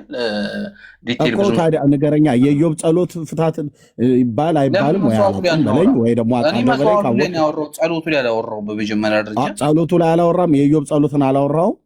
ጸሎትን ያልኩት እንጂ መጀመሪያ ዲቴል የገባሁበት መስዋዕቱ ላይ ነው ብዬ ነው የነገርኩት። እሺ መስዋዕቱ። እሺ የኢዮብ መስዋዕት ተዝካር ይባላል? ይባላል። እሺ ኢዮብ መስዋዕት ተዝካር ይባላል። ተዝካር ምንድን ነው? መታሰቢያ ነው አይደል? መታሰቢያ ነው። ያ ኢዮብ ልጆቹ ሞተውበት ነው ተዝካር ያወጣው ወይስ በህይወት እያሉ ነው? አልሞቱም ካልከኝ ማስረጃ ስጠኝ። እንዴ በህይወት ስላሉ እኮ ነው። ምንድን ነው ያለ ቅድም ሲያነብል አልሰማም? በህይወት ስላሉ ነው የሚል ማስረጃ ስጠኝ። ኦኬ በህይወት እያሉ አይደል እንዴ ግብዣ የሚያደርጉት ልጆቹ? ግብዣ እኮ የኢዮብ ልጆች ቆይ ሆፕ ይሰማኝ። እሺ አንተ የኢዮብ ልጆች በህይወት ስላሉ ነው ግብዣ ደግሰው አንደኛው ከአንደኛው እየተጠራራ ይበሉ ነበር። በቃ ግብዣ ፌስቲቫል ደስታ ምናምን ነገር የሚያደርጉበት ማለት ነው። እና በዛ የሚበላ የሚጠጣ ስላለ የሚጠጣ ወይን ጠጅ ስላለ ጠጥተው ሞቅ ብሏቸው ተደስተው ምናልባት እግዚአብሔርን በልባቸው አሳዝነውት ይሆናል ብሎ በሚል ነው ኢዮብ ስለነሱ ይህን ያህል ይጠነቀቃል ለቤተሰቡ ማለት ነው። ይህ ጻድቅ ሰው ማለት ነው። ይህ ጻድቅ አባት ይህን ያህል ይጠነቀቃል። በህይወት ስላሉ እኮ ነው እየተጠራሩ ብሎ የሚልህን ሲያነብል አልሰማህም? የሞተ ሰው ነው ተጠራርቶ ድግሶ የሚበሉት የሚጠጡት እያልከ ነው። በህይወት ስላሉ እኮ ነው የኢዮብ ልጆች። ኧረ በመድኃኒዓለም እንዴ! እንደዚህማ እንዴ! ይህን አልማ መሆን የለብህም። ጠያቂ ከሆንክ በጣም ጠይቅ። እሺ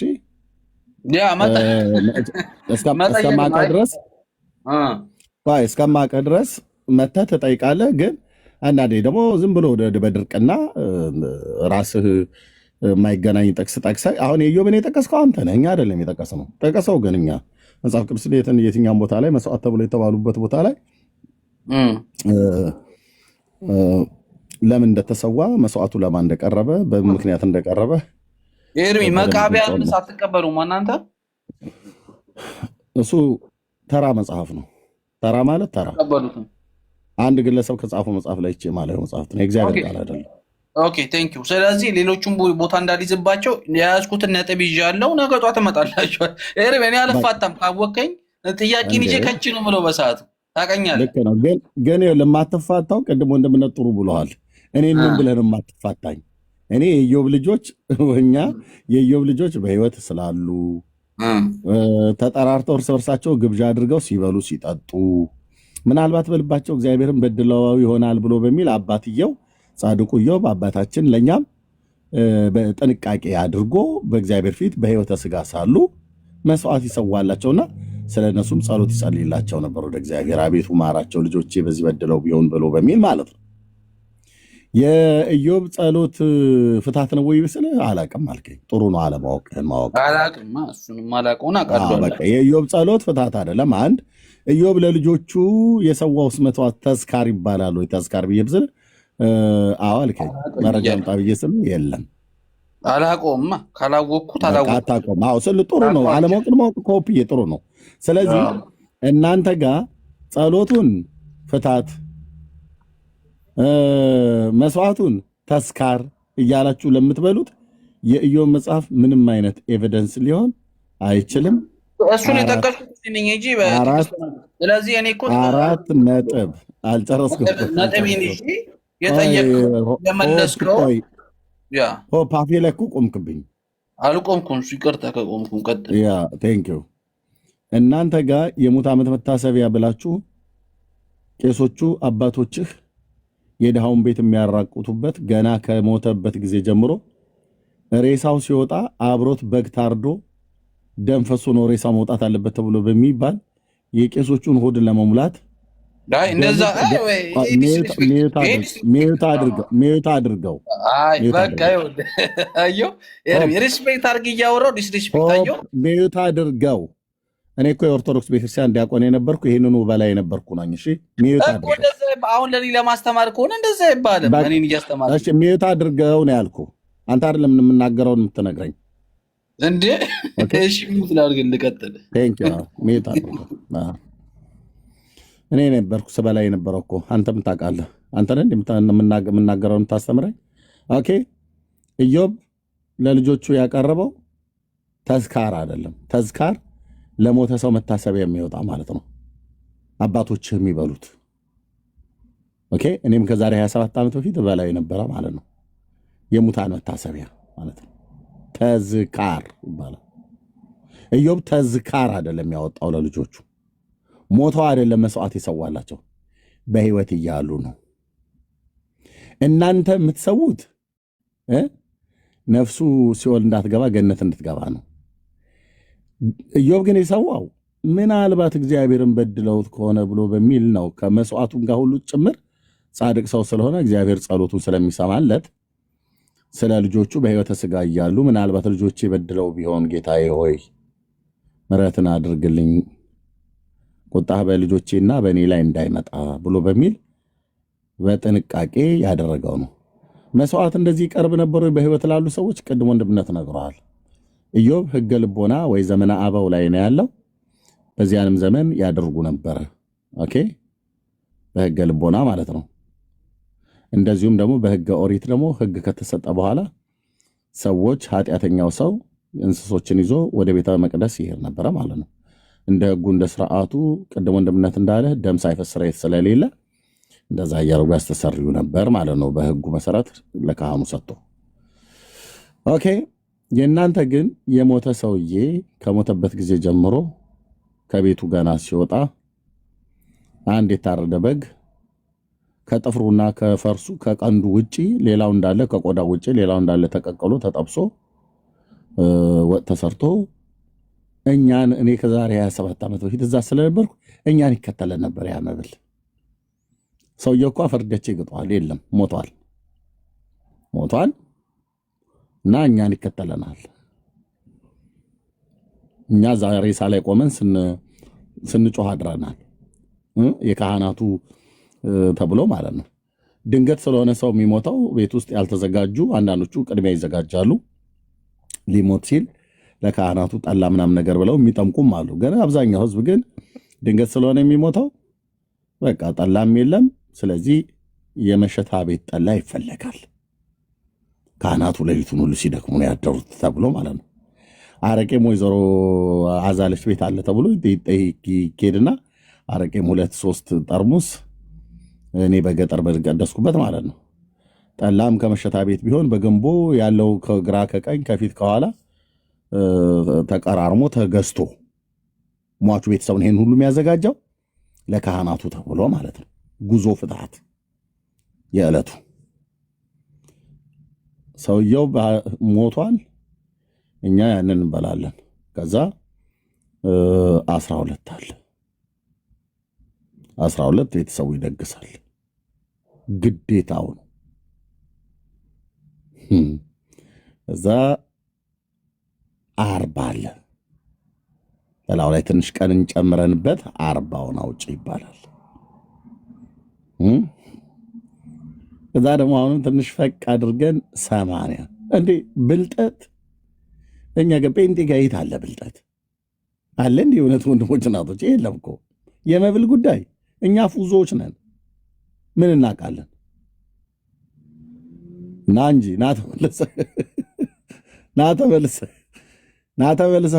እንዴ በደንብ ልተነትንልህ ይገባል። ይህን ነገር በአንድምታ አስፍቼ አልምቼ ልነግርህ ይገባል። 80 ብላ በቃ የእናቶች ልፋት። ኤርሚ ይህን እኮ ቅድም ጠይቅህ ነበረ። ያለ የልጨርስና እሺ እሰጥሃለሁ። 80ውን እኛ አሳሩ እናሳየዋለን። ሲያልቅ ደግሞ ሙት ዓመት እንላለን። ከዛ 2 ዓመት የፍትሐት ይሁንልዎት ወይ እንላለን። አዎ የፍትሐት ይሁን ከተባለ ዝም ብለህ የተንበጫበጨ ወጥ አታመጣም። ከብት ካረድክ፣ ቅርጫም ካመጣህ፣ በግም ካረድክ ወጡ ዝግን ነው የሚሆነው። ቀይ ወጥ፣ አልጫ፣ አንዳንዱ ቦታ ላይ ጥሬ ሁሉ አለው። ጥብስ፣ ዱለት ይመጣል ተሰርቶ በጓብ ተቀሽና ለካህናቱ ተብሎ እንዳልኩ ጥፍር፣ ቆዳና ፈርስ፣ ቀንድ ብቻ ነው የሚጣለው። እንዳለ ለኛ ነው የሚመጣው። ሲሳይነ ዘለለ ዕለትነ ነው ጉዳዩ። አንተ አባትህ እኮ ሞቷል። ሰይጣን በሲኦል ጢባጢቤ እየተጫወተበት ነው። እዚህ ደግሞ በምድር ደግሞ ካህናቱ አንተን ጢባጢቤ እየተጫወቱብህ ነው። እማትሰማ ከሆነ እኔ የነበርኩት አብሬ ስበላ የነበረው ሰውዬ ስነግርህ አንተ ኦርቶዶክስ ስለምጠላት ነው ብለህ ካልከኝ ሲደርስበት አየዋለህ። ፋራ አይቸኩልም ነው አደል ብላችሁ ብትሉት ከተሜዎቹ፣ ኦኬ ምንም ችግር የለውም። ማነው አሪፍ አይቸኩልም ነው አደል ብላችሁ ብትሉት፣ ምንም አልቸኩልም።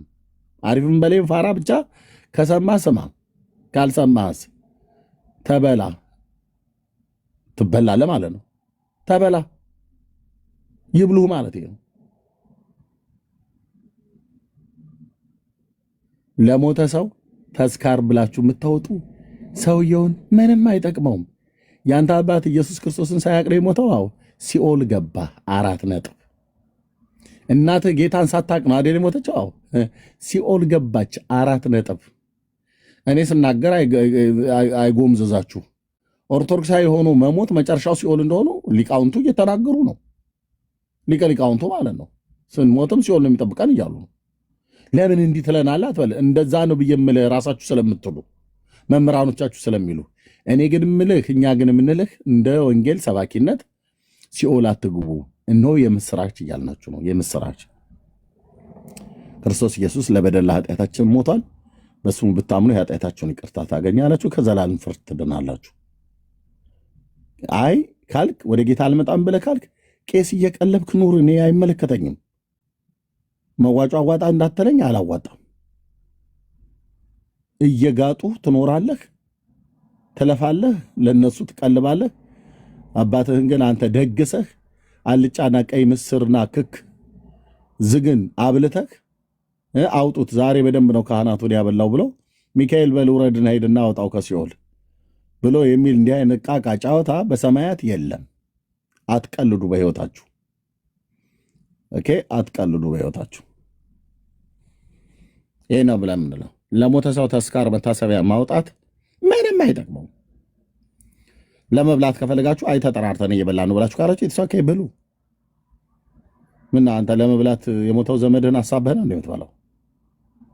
ምን ብለህ ባዘቦት ቀን ጠብሰህ አትበላም እንዴ? ከዛ ደግሞ እኮ በሲም እኮ ደግሞ በቃ የሚመጡት በሙሉ ደግሞ ፎጋሪ የፎጋሪ ማዕት ማለት ነው። የነ ሮያልን ንግግር ነው መዋሳው የወጣቶቹን የፎጋሪ ማዕት ምን ይላል? ነፍስ ይማር ትላለች ያቺ ወፍራሟ ሴትዮ ትነሳና ነፍሳቸውን በአጸደ ገነት በአብርሃምና በይስሐቅ በያዕቆብ አጠገብ እንዴ ኧረ ተው ወንድሞቼ፣ እንዲህ አይነት ቀልድማ አቁሙ። በአባቶቻችን በአብርሃም በይስሐቅ በያዕቆብ አጠገብ በግራ በቀኝ በፊት በኋላ በጀርባቸው ላይ አስቀምጥ ይላል። ኧረ እህታለም እነዚህ አባቶች እግዚአብሔርን አምነው የሞቱ ጻድቃን ናቸው። አምነው እኮ ላልኩ ከውር ከለዳውያን ምድር ሲወጣ ወዴት እንደሚመራው ሳያቅ ወጣ ይላል። በተለይ እስጢፋኖስ ሲጽፈው ምዕራፍ 7 ሐዋርያት ሥራ ማለት ነው ስለ አብርሃም።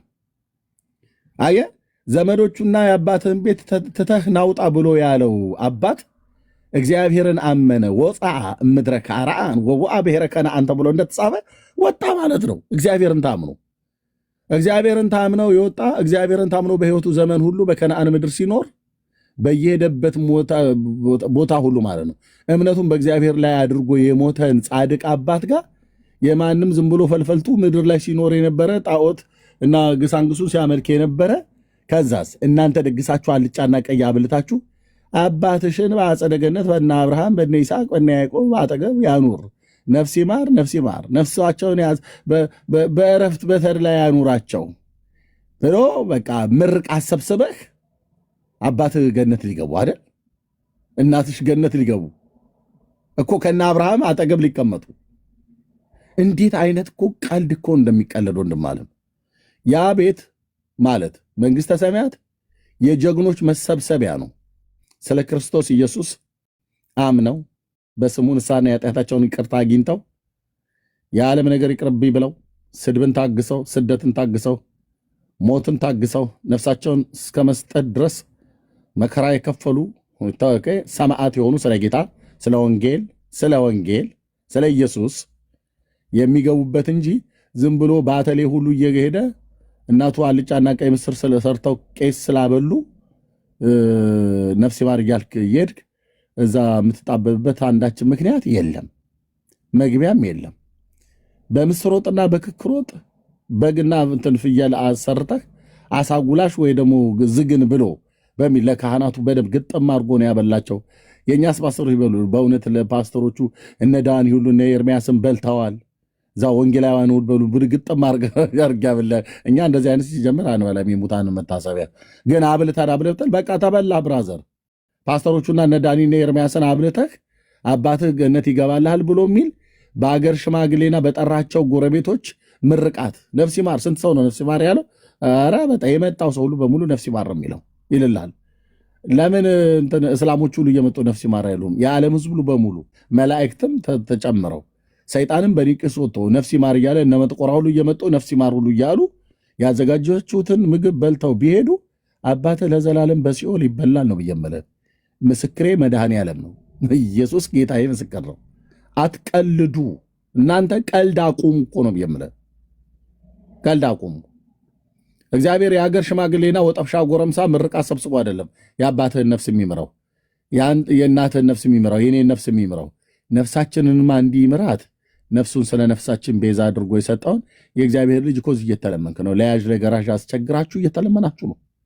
ኑ ጌታን ተቀበሉ። ከየት ነው የምንቀበለው?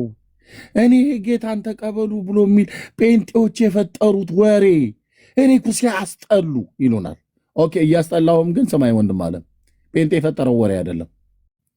ዮሐንስ የሚባል ወንጌላዊና ሐዋርያ ጳውሎስ የሚባል ሐዋርያ ናቸው ጌታን ስለመቀበል የተናገሩት። ራሱ ጌታም ራሱ እኔን የሚቀበል ብሎ አባቴን ይቀበላል፣ እናንተን የሚቀበል እኔን ይቀበላል፣ እኔን የሚቀበል አባቴን ይቀበላል ብሎ ስለመቀበል ራሱን የሰበከው ጌታ ማቴዎስ 10። ዮሐንስ የሚባል ሐዋርያን የሰበከው ዮሐንስ 1 11 12 ላይ። ጳውሎስ የሚባል ሐዋርያ ነው ጌታን ስለመቀበል የሰበከው አንደኛ ጢሞቴዎስ መጽሐፍ ምዕራፍ 1 ቁጥር 15 ላይ። ኢየሱስ ተቀበሉ እያለ ተቀበሉን፣ እኔ ስትቀበል አብን መቀበል ነው ብሎ አለ። ዮሐንስ ተቀበሉት አለ ኢየሱስን። ጳውሎስም ኃጢአተኞችን ሊያድን ኢየሱስ ክርስቶስ ኢየሱስ ወደ ዓለም መጣ የሚለው ቃል የታመነና ሁሉ ሊቀበሉት የተገባ ነው አለ ጳውሎስ። ስለዚህ ኢየሱስና ዮሐንስ ጳውሎስ አሳስተውናል ብለህ ካላልክ በስተቀር ጌታን መቀበል ተቀበሉ ብሎ የሚለው ቋንቋ የራሱ የጌታ ነው። አንድ ሁለተኛ ዮሐንስ ነው። ሁለት ሶስተኛ የቅዱስ ጳውሎስ ነው። ምስክርነት በሶስት ይጸናል። 4 ነጥብ።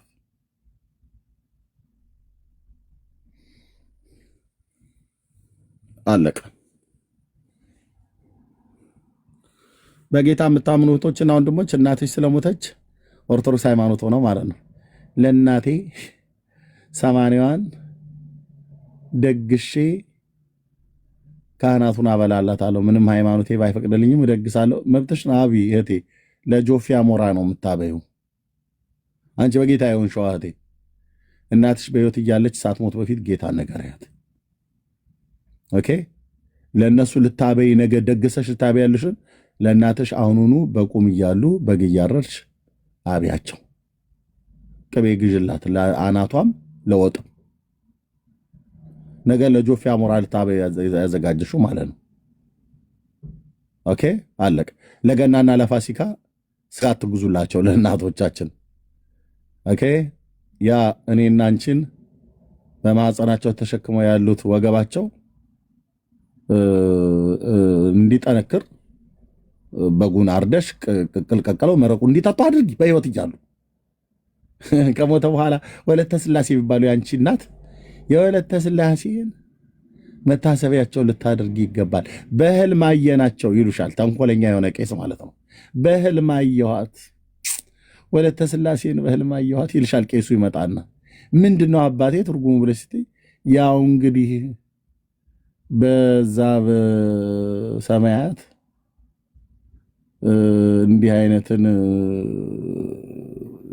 ነገር ሲታይ እንዲህ የሚያወሩ አባቶቻችን ባስተላለፉልን ወግ መሰረት እንግዲህ እዛ ትንሽ ችግር አለ ማለት ነው እና የሰሩት ስራ በህይወታቸው ያልተናዘዙ ስላለ በስቃይ ስፍራ ነው ያሉት ማለት ነው። እና ምን ላርግ አባቴ ትያለሽ አንቺ ያዞሩበት ይባላል።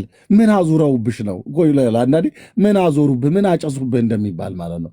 ስንት ነገር ነው ያዞሩብን። በግ ከነ ህይወቱ ቀብረው አንተ እኮ እዛ ወደ ምስራቅ ተመልከቱ ብለን ስንል እንደኔ አይነቱ ዲያቆን ትዞራለህ። ወደ ቂልባም ተመልከቱ። እስላሞቹ ቂልባ ነው የሚሉት ሰሜን ወደዛ እንኳን እንትን ልል ነበር። እሺ ልተው ይቀላቀልብኛል ያባራና ይፋርፋ ወዳጄ ኢየሱስ አይሻልህም ወይ እህቴ? ኢየሱስ አይሻልሽም ወይ?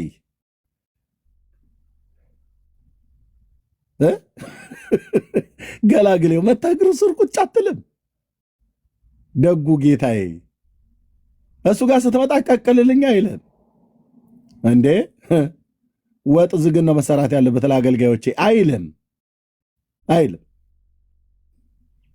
መተህ እግሩ ስር ቁጭ ብለህ ያገኛትን በግ እየቆረጣጠምክ ተመስገን ጌታዬ እያልካት ነው ወንድም አለም። ተመስገን ጌታዬ እንደዛ ነው። እኔ አሁን ያለ ያን መንቀጭቀጭ የሙታን መታሰቢያ በላይ ነበረው የተረፈኝ ቦርጭ ነው። አክሮባት ብሰራ ብንከባለል ብሮጥ ዛፍ ላይ በወጣ ሜዳ ለሜዳ የሚያሯሩጥ ቦርጭ ማለት ነው። በዚህ ተጠቃሚ የሚሆኑት 100% የኦርቶዶክስ ቄሶች ናቸው። አለቀ።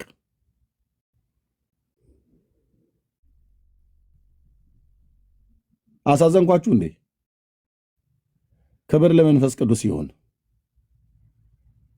በቃ እውነቷ እቺ ናት፣ ቁርጥ ያለች።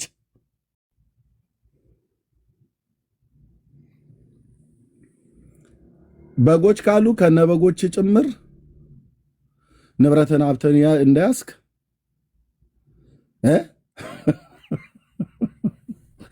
ገራኩ ትላለች። ቻዩ እንግዲህ እህትዬ ሆድሽን አይደል አመመሽ አይደል እናቴ። እኔ እኮ የኦርቶዶክስ ተዋሕዶ ቤተክርስቲያን ቄሶች ያላቸው ብልጠት ሮያል የለውም። አሁን ሮያል አዲስ አበባ ተወልጃለሁ ጀርመን እኖራለሁ ብሎ የሚል ወንድም ነው። አሁን በሱ ቤት በጣም አራዳ ነኝ ብሎ ከኔ የተሻለ አሁን እሱ ብዙ ነገር ያውቃል። ፋራ ነው። በኦርቶዶክስ ቄሶች አታይሰ ሁላችሁም በሙሉ ፋሮች ነገር ይጀምሩ በሙሉ እንዴት እንደሚበሉ ያውቃሉ። ብራዘር እኪስ እንዴት እንደሚገቡ የከተሜ ልጆች ዱርዮች እንደሚያውቁ ኦርቶዶክስ ቄሶች እንዴት እንደሚገቡ ያውቃሉ። እንዴት እንደሚበላ ያውቃሉ። አንተ ደግሞ እንዴት እንደሚበሉህ እንኳን አታውቅም።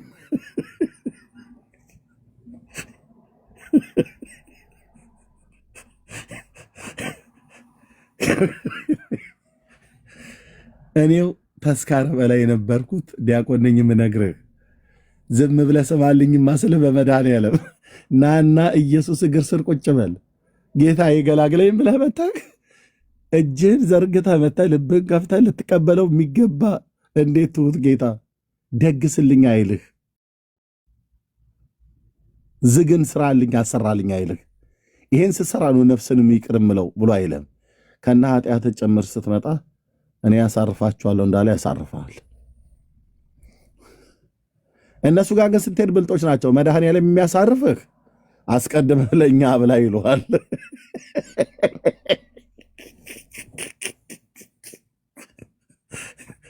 እንዲያሳርፍ ትፈልጋለህ? አዎ ለካህናቱ ለሊቃውንቱ ደግስ ይለዋል። ምድረ ሆዳ ምንድን ያልከው ኤርምያስ? ምድረ ሆዳም እኮ አልኩ። ምድረ ሆዳ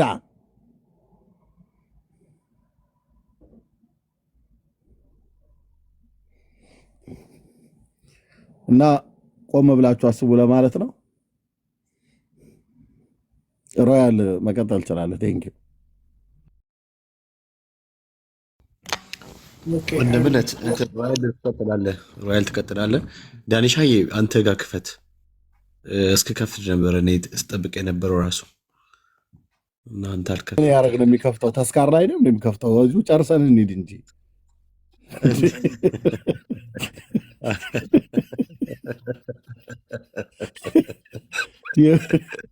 ይሄ ርዕስ ሌላ ቤት መዞር የለበትም እንዴ።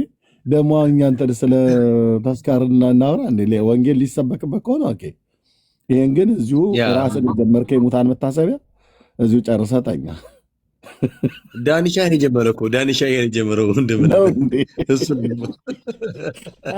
ምን እንደው ታውቃለህ ኤርሚ፣ እኔ የርዕሱ እንትን ስል በጣም ማልደግፈው ነገር ነው። ገባ ማልደግፈው እኔ ኦርቶዶክስ ነኝ አይደል? ማልደግፈው የኔ አባት እንዴት ማልደግፈው ማለት እንዴት ነው? 40/80 ቄስ ማብላት ለኮንዶሚኒየም ነው አይደል? 40/80 ሮያል። ኧረ በእናትህ እኔ እንደዚህ አይነት ነገር ይኸውልህ ኤርሚ፣ እኔ እኮ ለዚህ እኮ አንተ እኮ ጌታ እኮ ይፈልጋል። እኔ እኮ ለራስህ ላይ ሌላ አክሮባት እየሰራ የምትጮት እውነቴን ነው ብዬ እየቀለድኩ እንዳይመስልህ ነግሬሃለሁ። ያቺ የነገርኩን ቃል እንዳትረሳት። አንተ ይኸውልህ የለየለ ወንጌል ሰባኪ ነው የምትሆነው። ትመጣለህ፣ መምጣት አይቀርም። ትላላጣለህ፣ ትገባበጣለህ። ጌታ ኢየሱስ በፍቅሩ ያሸነፈህና ትመጣለህ። ይሄን ጌታ ትቀበላለህ። እኔ ቆንጅዬ የወንጌል ሰባኪ ነው የሚያደርግህ እግዚአብሔር። ኤርሚያስ ነጯን ነጭ የምትል ቆይ አድመጠኝ ወንድም አለም ሰማይ ቆይ ሮያሌ ነጯን ነጭ ብለህ የምትስብ ጽድቁን ጽድቅ ኩነኔን ኩነኔ ብለህ የምትሰብክ ማለት ነው። ይሄን ገና ያኔ እየሰደብከኝ እያለ ነው የምነግርህ የነበረው ታስታውሳለህ። ዝም ብለህ አንተ ያንን መጽሐፉን ብቻ መጽሐፍ ቅዱስን አንብብ። ራሱ እየለወጠህ እየቀየረህ ማንም ሳይነካህ እየለወጠህ እየቀየረህ ጌታን ብቻ ፈልገው። አማኑኤል በለው፣ ጌታዬ ኢየሱስ እኔ አንተን እፈልጋለሁ በለው። ታያለህ ሮያል። እናንተ ምስክሮች ትሆናላችሁ። ከዚህ በፊትም ስናገር ሰምታችኋል። 40/80 ለኮንዶሚኒየም እንጂ ለቄስ ማብላት አልቀበለውም ብለህ ካልክ አየህ፣ እንዲህ አይነት እውነት እኮ ውስጥ አለ ማለት ነው። በጣም ብዙ ነገር እኮ ትክክል አለመሆኑ እኮ ገብተዋል። እራሳቸው እንኳን በመጽሐፍቶቻቸው እንዴት እያፍሩ እንደሆነ እኮ ገብተዋል ሮያል። እሺ ከነ ምክንያቱ ጭምር ተናገረ። ለምንድን ነው 40/80 ኤርሚ? የእኔ አባት 15 ዓመት እዚህ ነው የኖረው። ገባ? እሺ ጀርመን።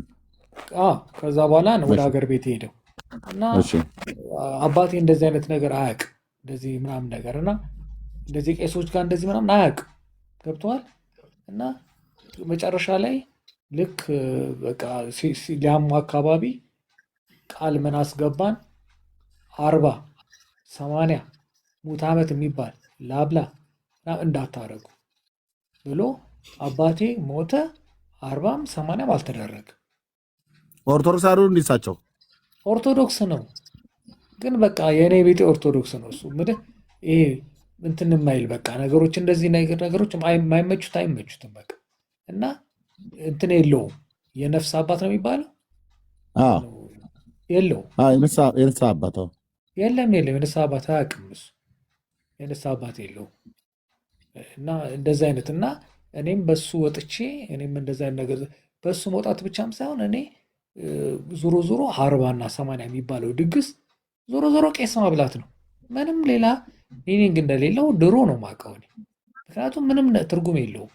አንደውም አንድ ድሮ ዛራዳ አንድ ስንተራራም አንድ የአራዳ ልጅ ሆኑ ቄስ ነበሩ እና ሁል ጊዜ ምናምን ስነቁራቸው ሰማሉ። ችግር የለውም አንተ ይኸውልህ ለመሞት ያብቃህ እንጂ እኔ ስትሞት ነው ግጬ የምበላህ አሉኝ። አልገባኝም ታውቃለህ። እኔ እኮ አንተ ከሞትክ በኋላ 7 ዓመት አልለቅም አሉ። ምንድን ነው የሚሉት አልኳቸው። ከ40 ጀምሬ እንዲሁ 80 ምናምን ሙት ዓመት እያልኩ 7 ዓመት ድረስ ግጣለሁ።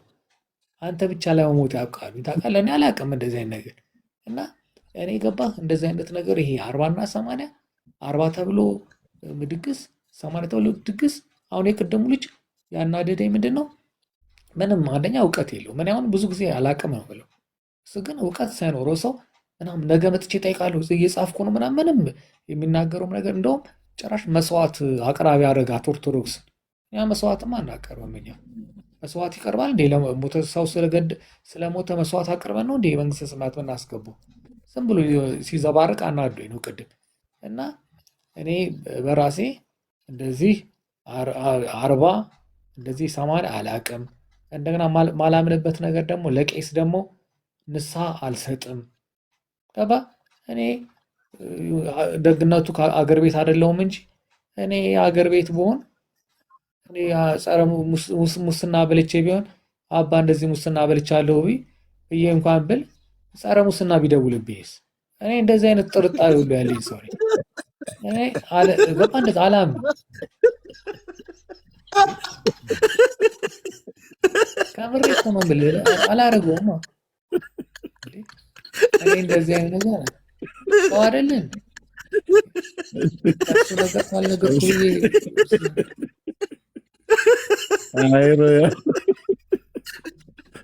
እኔ እንደዚህ ነኝ። እንደዚህ በዚህ ምክንያት ኦርቶዶክስነት የሚጠላኝ ሰው ካለ የራሱ ጉዳይ ገደል ይግባ። እኔ እምነቴን ነው እኮ የምናገረው። እኔ ገባ እንደዚህ አይነት ነገር የማይመቸኝን ነገር አይመቸኝም። እምነቴ ውስጥ እንደዚህ በቃ እንደገና ደግሞ አንዳንድ ነገር እንትን አሁን ለምሳሌ ሙስሊሞች ራሱ አሁን ከኤርሚያስ እየቀዱ አንዳንድ ገድሎች ወስደው በደንብ አይናገሩትም። አንዳንድ ገድሎችን እንትን ብለው እኛን ኦርቶዶክስን ለማሸማቀቅ አሁን እፎይ ጋር ሲከራከሩ ማለት ነው። አሁን እፎይን እንከራከር ምናምን የሚሉት ምንድነው? ገድል ኤርሚያስ የሚያነበውን ገድል ወስደውታል። እና ያን ወስደው አንዳንዶቹን በግድ መግለጽ አይችሉም። እንደውም መባ ጽዮን ሙዲ ጽዮን ነው ምናምን ብሎ በራሱ ስም እንትን ብሎት ሙዲ ጽዮንን እንትን ብሎት ምናምን እያለ ሲል ገርሞኛል። ገባ እነሱ ያው የራሱ ስም መስሎታል የመሐመድ አጎት ምናምን። እና እኔ ኤርሚያስ በዚህ በገድል በኩል ብዙ ነገሮች አንዳንድ ነገሮች የምትሰራቸው ነገሮች ያው ነቆራውም ይኖረናል። እኛን የምትነቆረን ነገር ቢኖርም እሱ ነገር ገባ እኔ ኦርቶዶክስ ጥሩ ምላሽ እንድትሰጥ የሁል ጊዜ ጸሎቴ ነው። ለምን ብዙ የተደፋፈኑ ነገሮች ስላሉ ኦርቶዶክሳውያን አባቶች ምናምን ወጣ ብለው ይሄ ነው ብለው ቢናገሩ እንደዛ እንደኔ የሁል ጊዜ ጸሎቴ ነው ብለህ ብትለው ወደ እግዚአብሔር ነው የምጸልየው። ምን ሆነህ ነው? መከርኩት አላልክም እንዴ? መጽሐፍ ቅዱስ አንብባ እኮ ወደ እግዚአብሔር ነው የምጸልየው። ኦርቶዶክስ ካህናት ወጥተው ለኤርሚያስ መልስ ይስጡት ብለህ ነው ወደ ጌታ የምጸልየው ማለት አንተ እኔ ቀናለሁ እኮ እምነት ያደለች እንዴ አንተ እኮ ለምንድነው መልስ የማይሰጡት? ሮያልዬ እነ መጸለዩን አሁን ለምሳሌ ባለፈው ያ መወደው ስም ማነው? ጸገሮ ነው ያልከኝ? ጠገሮ ነው ማለት አሁን ለጠገሮ ለምናምን ለእንደዚህ አይነት ነገሮች እነሱ ስም በቃ እንደዚህ ያለው ይሄ ነው። ጥሩ ሪፕሌይ ምናምን ቢደረግ እንዴት ደስ ይለኛል መሰል። ምክንያቱም ለምን አደረጉ ግን አደረጉ ወይስ አላደረጉም? ታዲያ ኖ ከአንተ ጋር ዲቤት ጠራን ትባባላላችሁ፣ ግን ምንም ጠብ ያለ ነገር አላየሁም። አንተ ቀጥለሃል እንግዲህ ይህንን ገድል ምናምን ቀጥለህበታል። ግን ባለፈው ስናገርም እኔ እንትን ላይ ምንድን ነው ያሉት ቴሌግራም ላይ ነው ፌስቡክ ላይ ምን አይደለም። እኔ የምፈልገው እንደዚህ ላይቭ እንዳንተ ከፍቶ በየቀኑ አንተን እንደዚህ የምታነሳውን ነገር ራሱ ሪፕሌይ እያደረገ እኛን የሚመልስልን ገባ ቢሆን በጣም ደስ አንድ የለም ኖ የሉም እንደዚህ ተከፍቶ እንደዚህ የለም እንዴ። እኔ ብዙ ጊዜ ታይኛለህ እኮ እኔ ወደዛ ወደዚህ ያለ ለምንድን ነው የማያደርጉበት ምክንያት ለምን ይመስልሃል? ምን መሰለህ አሁን ዝም ብለህ ስትገምት ምን ይመስላል? አንዳንድ አሁን ለምሳሌ አንዳንድ ቤተክርስቲያን ውስጥ ያሉ ሰዎች አሁን ምን እየበለጠባቸው መሰለ ጥቅም በቃ ትተውታል እኮ እኛን ትተውናል እኮ እኛ እኮ በቃ አሁን ለምሳሌ ከብት ምንድነው በግ ምናምን እረኛ ምናምን ቢባል ትተውናል እኮ። እኔ አሁን ለምሳሌ ብዙ ነገር እያዘንኩ መጥቻለሁ ማለት እዚህ ቤት ውስጥ ማውራቱን አልፈልገውም፣ ግን ደግሞ ኤርሚያስ በጣም ስለምወድህ ወንድሜ ስለሆንኩ አወራሃለሁ እናገራለሁ። ሌሎችም 400 ሰዎች አሁን ለምሳሌ በተለይ በጣም ተስፋ እየቆረጥኩ ነው። ጳጳሶች በአንዳንድ ነገሮች በጣም ተስፋ እያስቆረጡኝ ነው። አንድ ጳጳስ የ200 ሚሊዮን ብር ቤት ምናምን ሲሞት ውርስ ሲሰጥ ምናምን ታዝናል። መነኩሴ እኮ ማለት ጳጳስ እኮ መነኩሴ ማለት ነው። ሞች አለው በቃ ብሎ ተገንዞ እኮ ነው ጳጳስ የሚሆነው። ያ ሰው የ200 ሚሊዮን ብር ቤት፣ የ150 ሚሊዮን ብር ቤት ደሞዝ 150 ሺህ ብር ገዳም ውስጥ ያሉ መነኮሳት እርቧቸው ይበሉት አጥተው ሲሉ በጣም ያሳዘነኛል። ስለዚህ እነዚህ ነገሮች መጥራት አለባቸው። አሁን የአንተ የምታመጣው የገድል ምናምን ክርክሩ ቀርቶ እነዚህ ቄሶችና እንትኖች በቤተ ክህነት ያለው ነገር መጽዳት አለበት። ከጥቅም መውጣት አለባቸው። ጥቅም ብቻ ቤተክርስቲያን ዘመድኩን በቀለን ታውቀዋለህ አይደለ? ዘመዴ አሁን እሱ ሲናገር በተሰማው ታዝናል። ቤተክርስቲያን አንድ ቤተክርስቲያን ሲሄዱ ስንትና ስንት ሺህ ብር ነው የሚሰጣቸው ለጳጳሶቹ። ለኮቴ እንደሚባለው አሜሪካ ኤምባሲ ምናምን ጀርመን ኤምባሲ ለኮቴ እንደምትከፍለው ይሄ መሆን የለበትም። እንደዚህ ነገሮቹ ኦርቶዶክሳውያንን ከቤተ ክርስቲያን ያርቃል። እባካችሁ ማታውቀውን አታውራ ትላለች። ማን ነው መስፍን የሚባለው ይላል። እስቲ መስፍንና ገባና እስቲ ውሸት ከሆነ ተናገር። ኮመንት ዝም ብለህ ከምትጽፍ እኔ የቀበሌ ሊቀመንበር ትሆናል፣ ሌላ ስራ የለም። እና እንደዚህ አይነት በብዛት ያለ ችግር መጥራት አለበት። እስፔሻሊ ደግሞ አንተ በአንተ በኩል ያለውን እናውራ። ገድሉን አንተ ቀጥል ገድል ተንትን። ከዛ በኋላ እኛ በእኛ በኩል ያሉ ደግሞ መልስ መመለስ አለባቸው። እኛ መግፋት አለብን። መልሱ፣ የተዋህዶ ልጆች መልስ መልሱ። እኛን እሱ እያዋረደን ነው፣ እሱ እንደዚህ እየነቆረን ነው ብለን እኛ እንላለን። አንተ ቀጥልበት። እኛ ደግሞ መልስ አላት ቤተክርስቲያን ስለምንል መልስ እንዲሰጡ እንፈልጋለን። አዎ አንተ ያንን ገድል ስትለው እኮ እኛ እኮ ብዙ የሚያሸማቅቅ ነገር እኮ እንሰማለን። ለምንድን ነው ከዛ በኋላ እኛ ተሸማቀን ቁጭ የምንለው? አባቶቻችን እውቀት ያላቸው ገብተው ያስረዱ። ቤተክርስቲያን የሚያውቋት ገብተው ይናገሩ። ለምን እንደኔ አይነቱ ምንም የማያውቀው ገብቶ ተሳድቦ ምን ብሎ ለምን ይወጣል? በቃ የኛ እውቀት የኔ እውቀት አሁን ተሳድቤ መውጣት ወይ አንድ ነገር ነው። ማላውቀው እውቀት የለኝም። ስለዚህ እውቀት ያላቸው ለምን ቁጭ ይላሉ? ይናገሩ፣ ይውጡ። አንተ ለምትለው ዲፌንድ ያርጉ። አንተም ውሸት ከሆነም ያሳፍሩ። በቃ ይሄን ነው መናገር የምፈልገው።